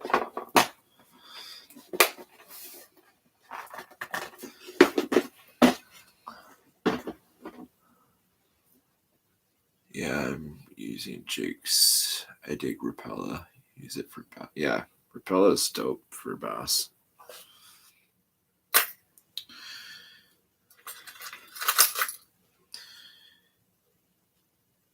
And shit, if anything doesn't hit, I got a bobber and a hook, and I'll freaking dig up a worm. I mean, go old school. Can never go wrong old school. So that's staying out. Rods are in the corner. I need the. It's probably in the boat box because the tackle box has the new line.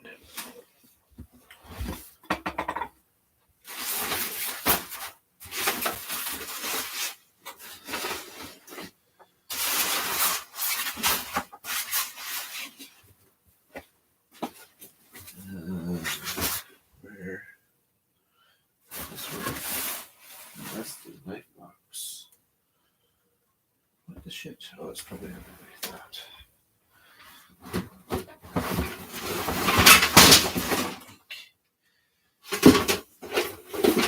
Yeah, it's right there. Ouch. There we go. Cool fishing box. Aha. The patented, I'm going to catch a fish tinfoil. Everybody needs that in their life. I think this is the Panther too. No, it's just in there. Look later. Oh, look at that. We got a little bit of everything in this tank. Nice. Dig it. You got salmon eggs. We got rigs already tied up. That's fabulous. Spinners, bobbers. Ooh. That's a fish killer. That'll be a good one.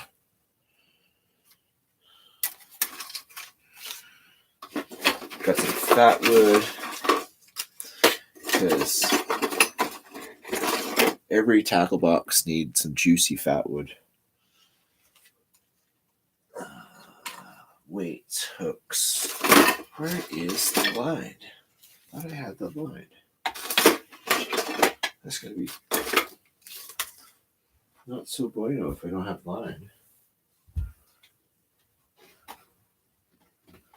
What the fuck?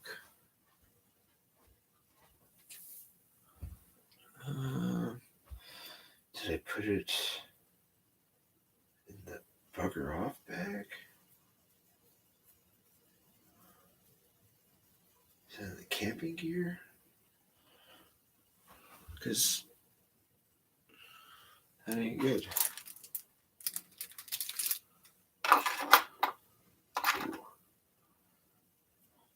That's a choice one too. That gets them.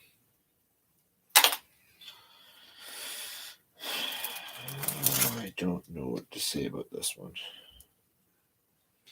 I thought the line was in the box.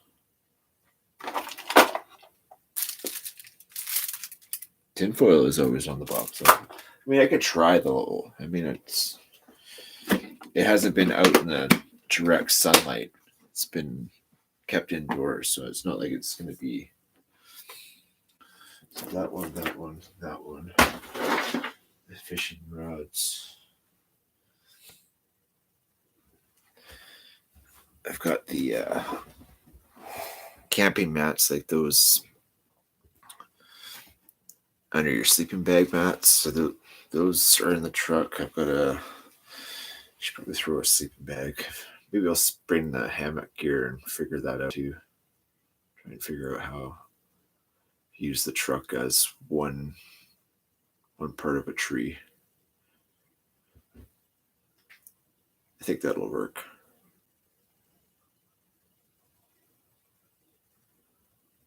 That's true. As soon as if it just if it goes bink, like oh yeah, and it hasn't been on salt water. It's all freshwater gear. So if it was salty water and a corrosion factor and it being in the boat in the sun baking, it's not the case. I mean, it's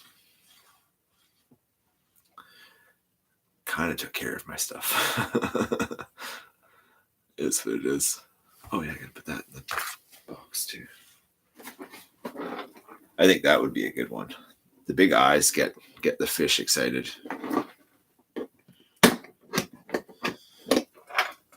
It's like the fish is panicking already.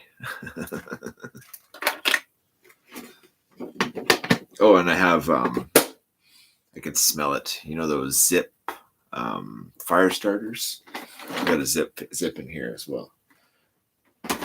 Right in the bottom. Because Zip is a good tinder to have sometimes. It stinks, but it works. Gets the job done. Starts fire. As long as you process your wood up sufficiently. Oh, and I gotta bring a grill.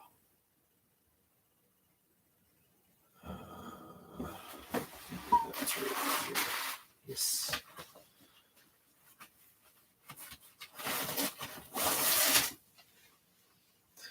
Pack stove.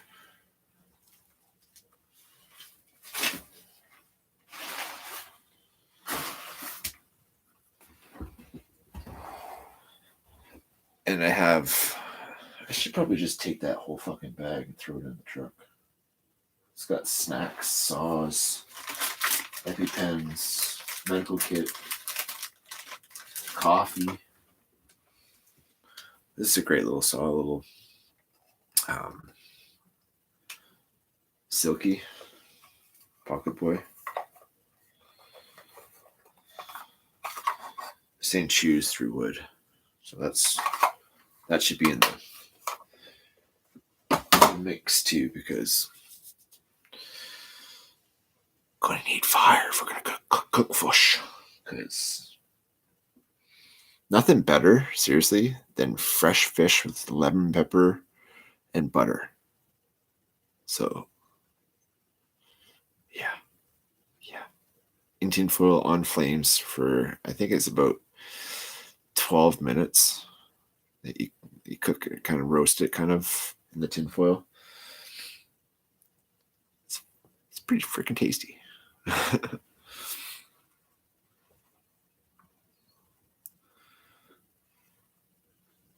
And those that have done it know what I'm saying. Like a little butter, a little freaking lemon pepper on either a rainbow or a cutthroat. Yeah, it's money. And that's all I'd be fishing for anyways. I don't think the browns or the bass are anywhere near this side of the lake. They like the shade. But there's big fish in this lake, like big lunkers. I'd be happy with a little 2-pound thing, pan fry style. Just a little guy, perfect little fishies. 14 inches, 15 inches.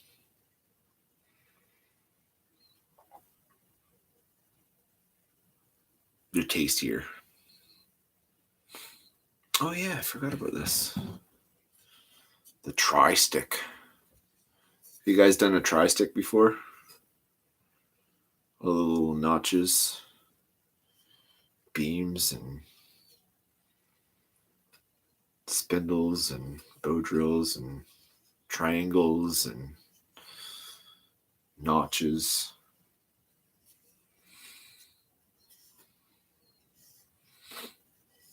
Good times.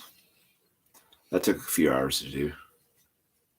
Well, not so much a few hours, but tedious amounts of like cleaning up notches and stuff.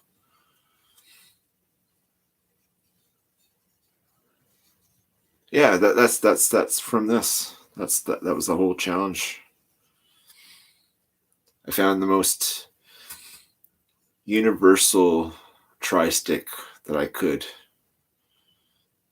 that had like most of the notches. I think 1, 2, 3, 4, 5, 6, 7, 8, 9, 10, 11, 12. And then the rounded tip and pick. So I liked how that one turned out. This beam one is perfect. Saddle notch.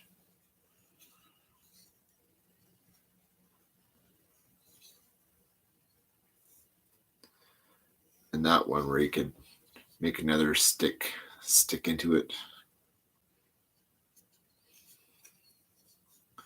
So this could be your fire cooking stick as well. Pot hanger.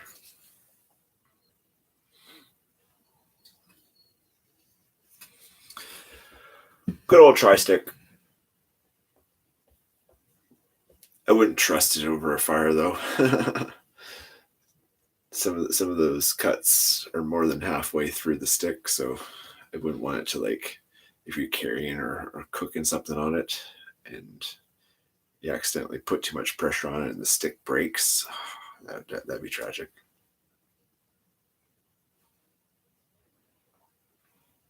But yeah. Good times, good times, good times. Oh yeah, I was listening to music. I was making the day go by a little bit better.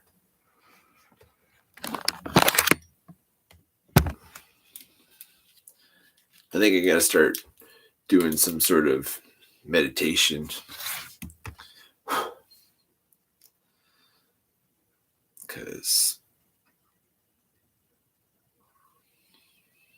I turned that down first because I want my ears to pop.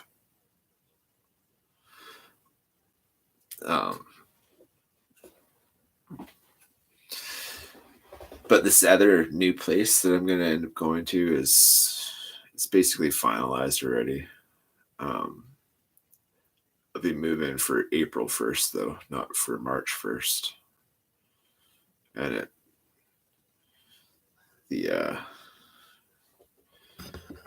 still in Evo. That's all that matters, and it's close. So, but it's a lot smaller. It doesn't have the epic stereo, but it's gonna be okay. New adventure. I don't know.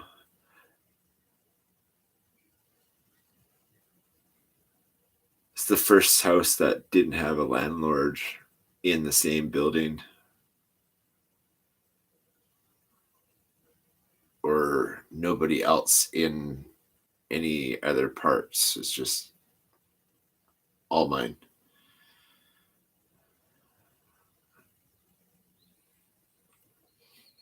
Now I don't have it. I gotta downsize.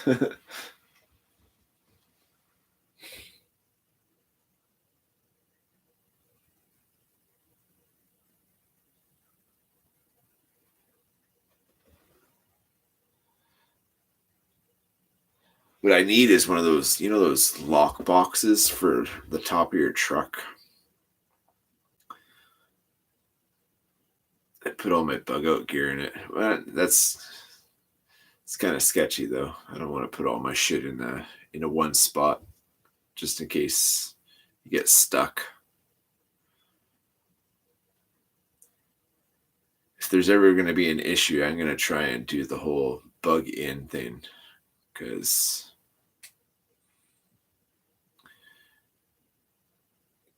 be pretty self-sufficient out here.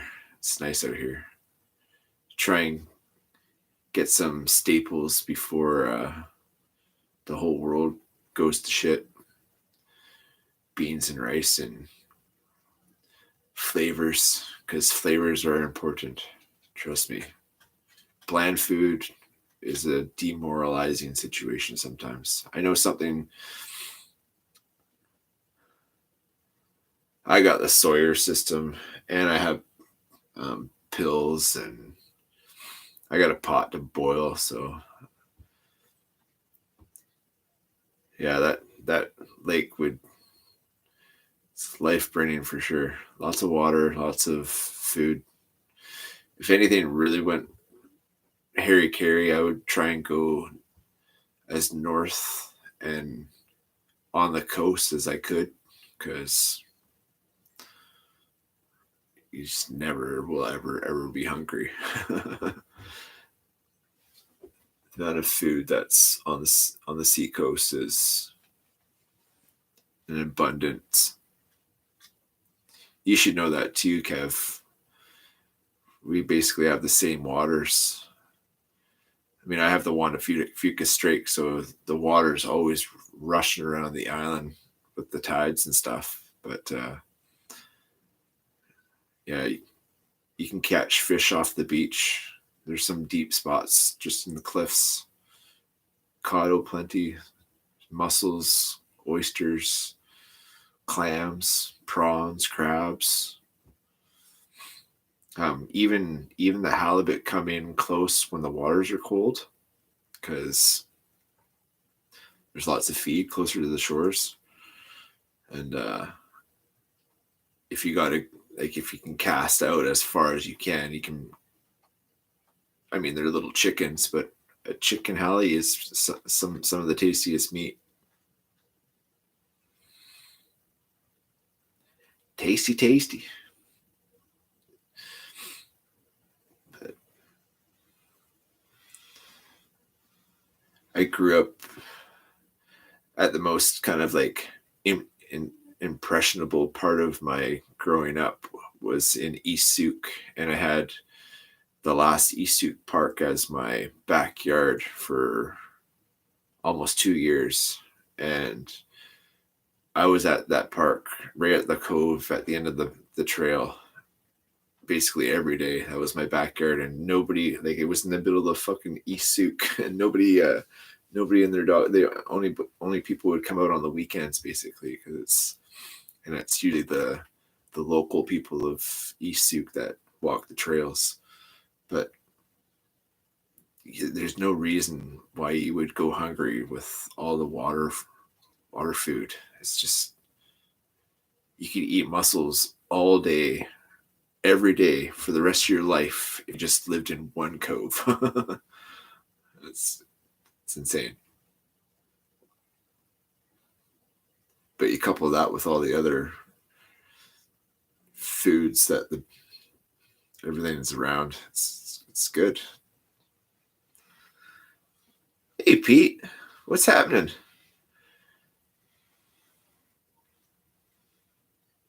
You're in the future. How's the weather? It's probably what, like noon?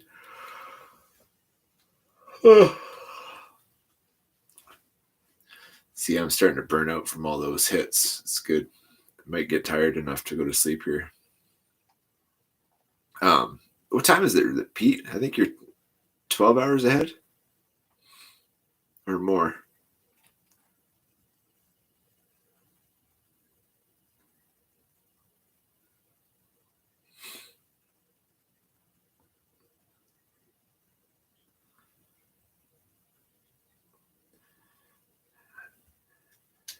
Chris is still kicking. 4 a.m. in Florida. Yeah, but Pete's from the big island. The other Pacific dweller.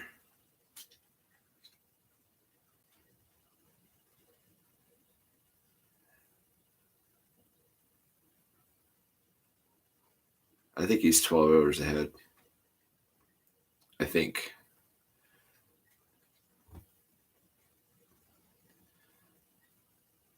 Newfoundland is actually 4.5 hours difference from here. That's the biggest time gap between Canada and from this island to Newfoundland.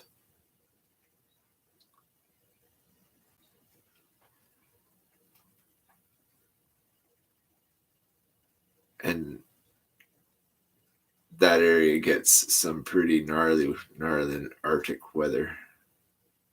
Atlantic slams of huge icebergs and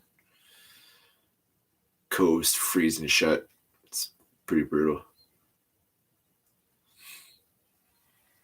But the lobster is good.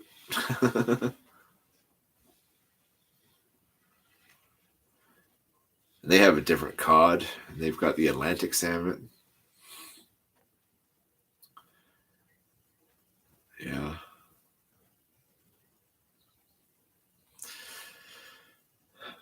I'm bored.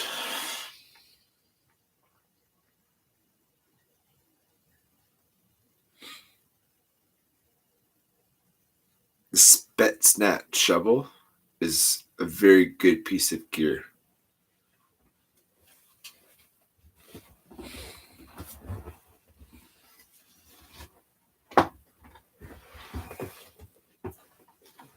These things, you can do anything with these things. Chop wood, dig a hole, use it as an axe. I've used this as an axe to split up kindling. And it's cutting edge.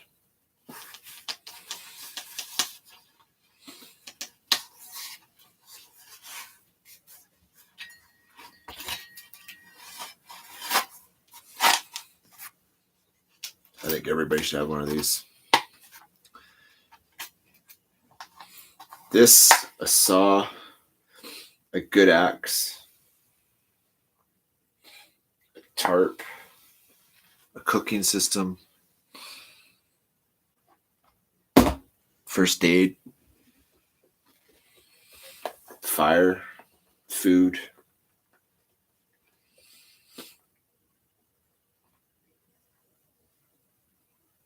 Extra socks. Always make sure you have good foot hygiene, because nothing worse than having foot rot, because it's debilitating. It sucks when you have raunchy feet in the bush. If you have to stop and dry out, so be it.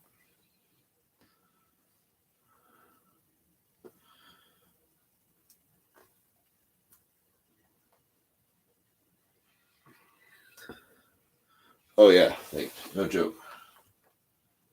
I'll even show you this. Ouch.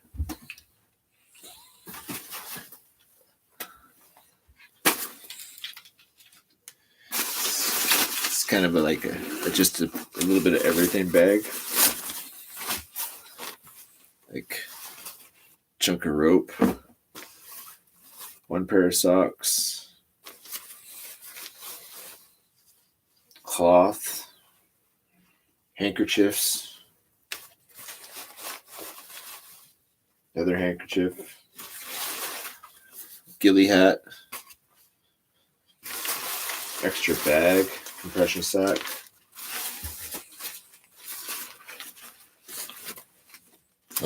another rag,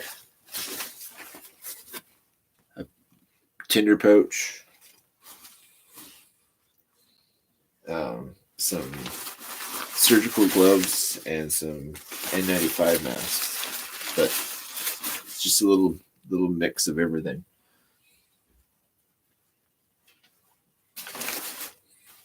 These bucket hats are really helpful, especially if it's just pissing down rain and you don't want it in your ears. And washcloths. But definitely always have extra socks. And other chunks of rope that might come in handy.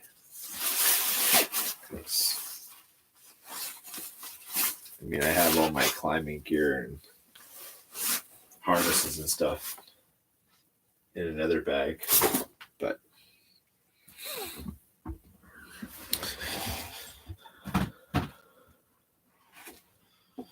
just a little bit of everything. It's always, I mean, you can use it as those handkerchiefs. They're 100% cotton, so you can char them down and use it as a fire starter too with flint and steel.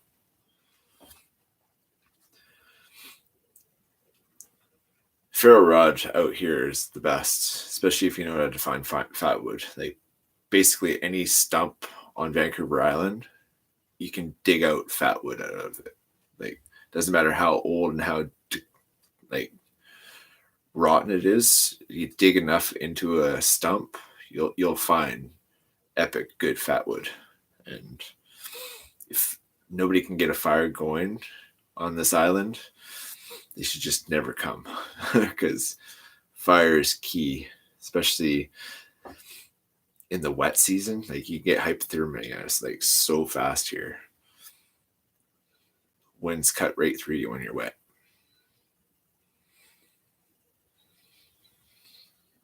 It's true. I think the new season of Alone is on the island right now too.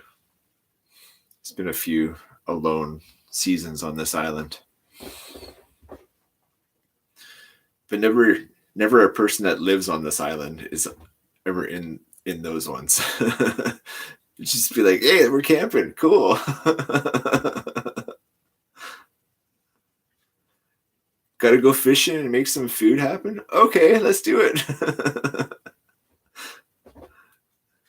Oh, you got to make some sort of shelter that'll last a couple of days, maybe a few weeks. Sure.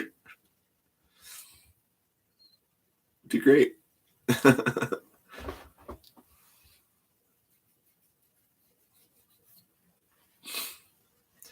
But I couldn't say that if I went to a different country in a different climate and a different. I wouldn't say that I couldn't hack it in those spots either, because yeah, just like it, the potency on the outside goes away, but as soon as you carve into it, like put 1 or 2 mils into that piece of stick that you have, that licorice smell or that piney scent comes right out instantly.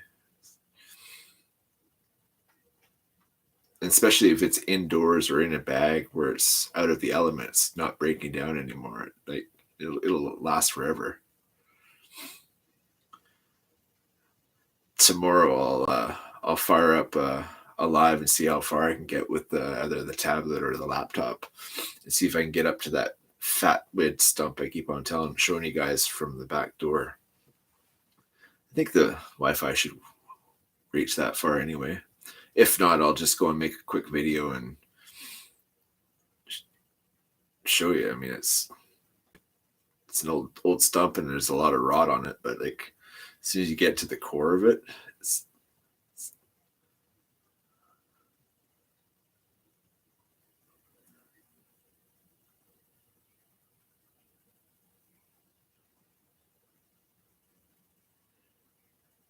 it's all about wood preparation up here. Keep your wood dry and wood prep. There's a few ways of making long-term fires, like the way you stack it, or if you make the cabin style, or the 2-log fire, or the 3-log fire.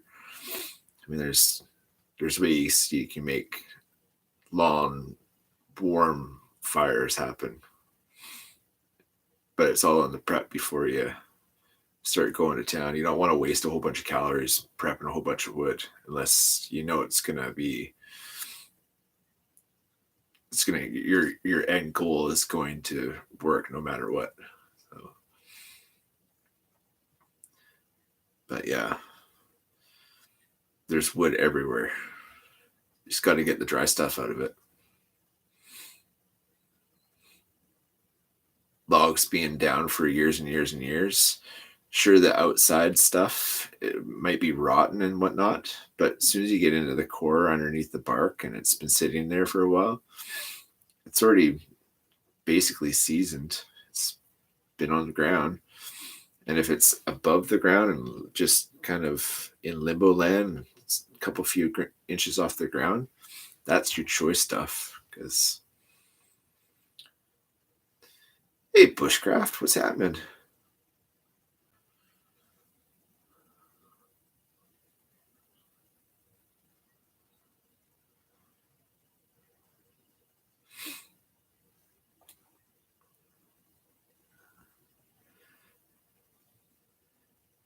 Everybody can make it. It's just a matter of how hard you want to try.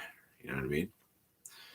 I mean, if there was a half a million, like if I was especially now, if I was ever offered that opportunity, I would jump all over it and like send me in the bush.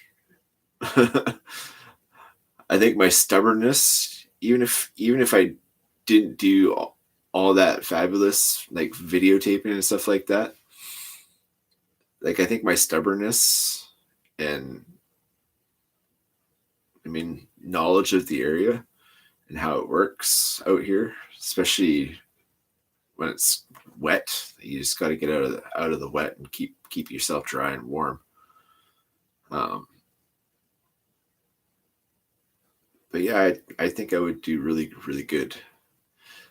The only thing I've might have an issue with is they give you a spot that's like you can't wander out of that spot.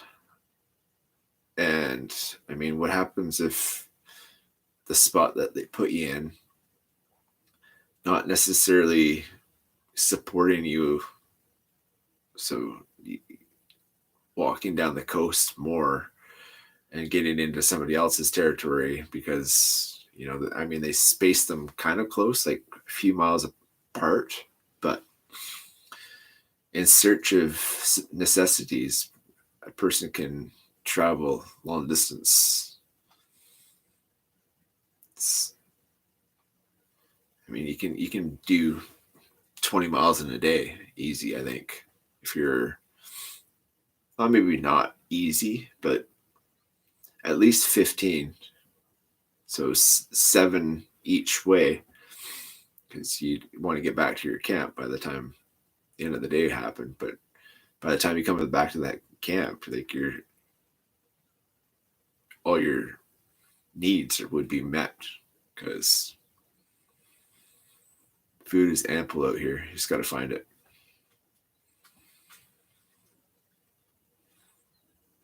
Fish would be the big thing. So all the fats in the fish.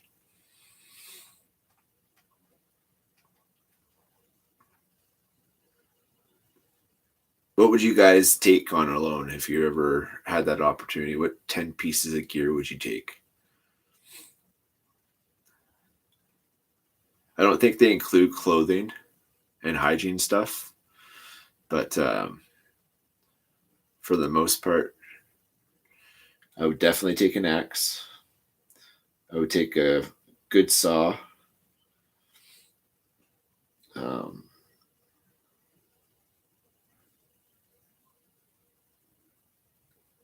a fixed blade and multi-tool. So what is that? That's 1, 2, 3, 4.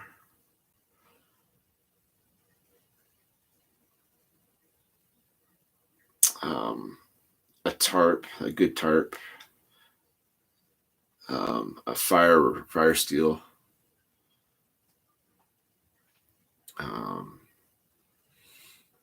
Fish hooks and line.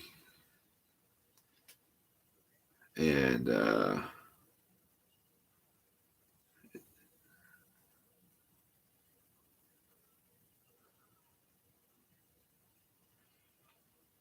yeah, man, like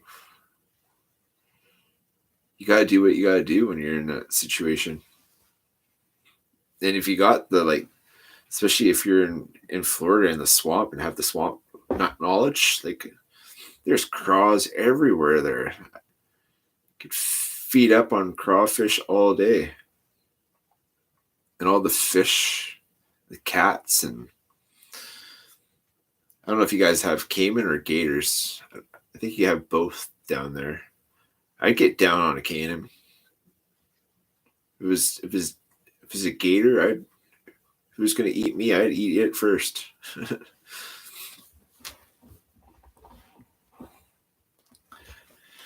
I would have issues with the snakes though, because just even thinking about it gives me the EBGBs. Oh. I'm not a big fan of snakes. Like even little tiny gardener snakes freak me out. If it's a huge worm, like it'll freak me out. Not that there's snake-sized worms out there.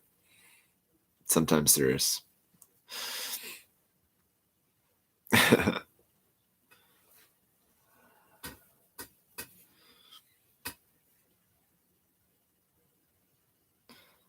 They sell iguanas.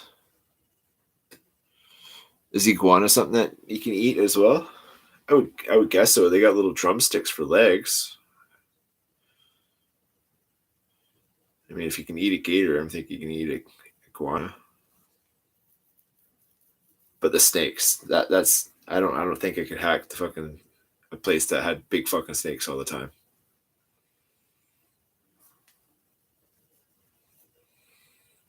And it would definitely not be sleeping on the ground. Be making a tree fort.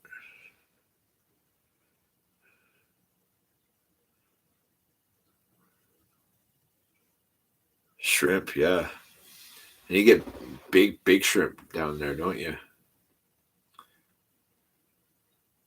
Cabbage from palms. And don't you guys have coconut trees down there too? Or is that more just the palm trees?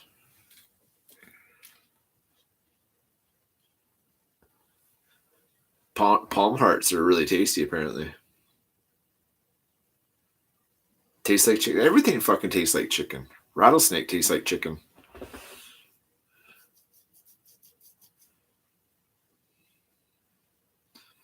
I can make tofu taste like chicken.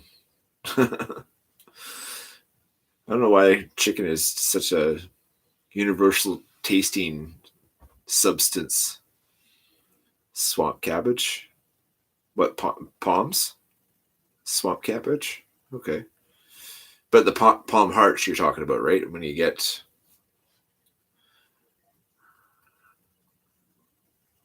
Because I've seen some people cooking palms. Yeah, the heart. Yeah. Apparently you can make that taste like steak if it's cooked right.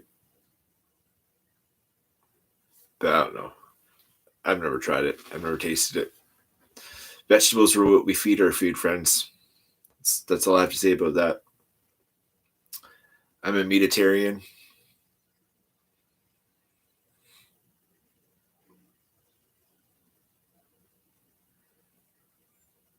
Oh yeah, Matrix. Yeah, they do break it down. Tastes like chicken. Everything tastes like fucking chicken. Oh, I can see my bow drill. That's another thing that used to hang out with this fire kit. Oh.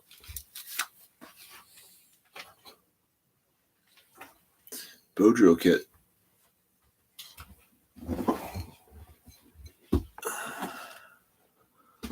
It's bow drill.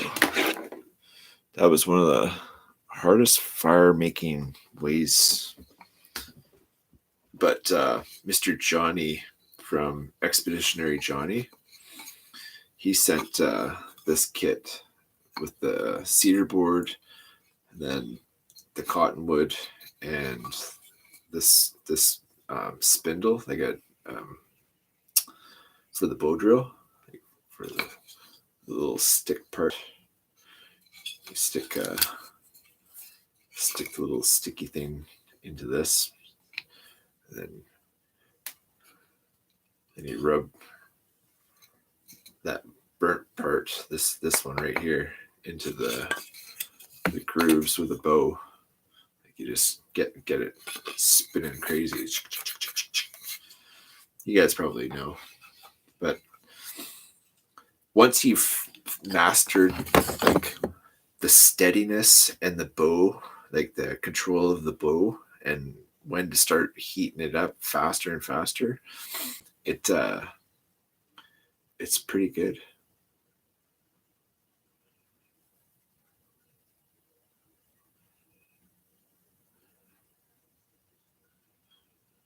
That's a good question.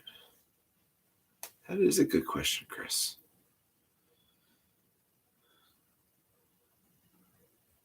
Did he or did he not? It's one of those. I don't know. What part of the movie they do that at? Like when they're the first meal, when he is on that Nebuchadnezzar. Nebuchadnezzar. I think that's what it is.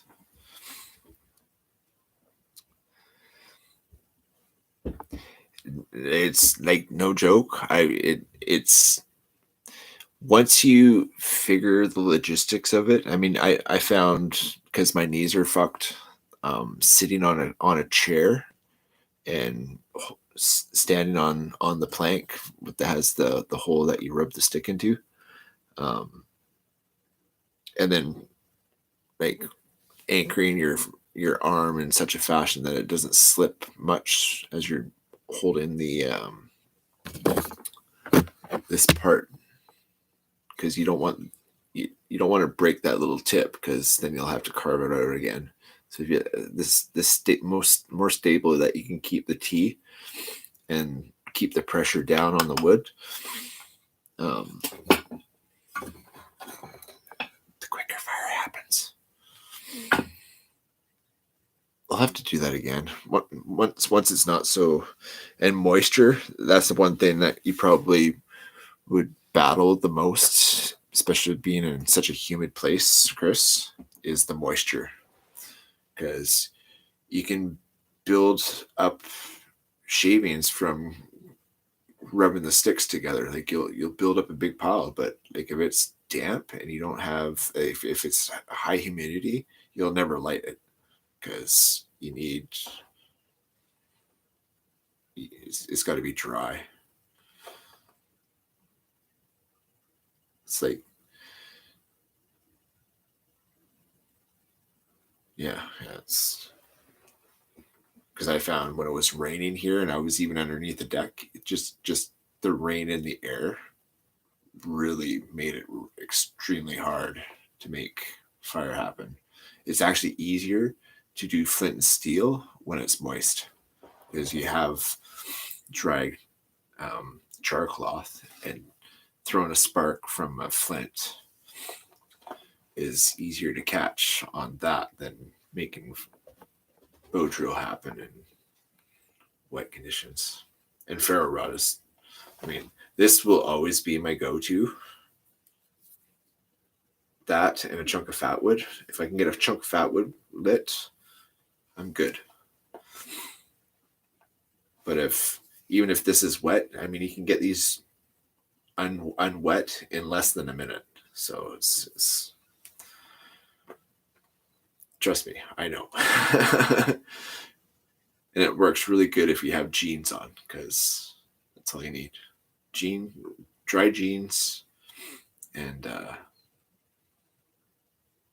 you can make a wet lighter turn into a dry lighter right quick.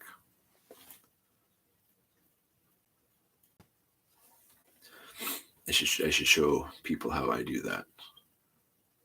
I'll dunk a lighter in a bucket of water and put a timer on, see how fast I can get it going again. Because I bet you I can get it going within probably a minute. maybe a minute and a half.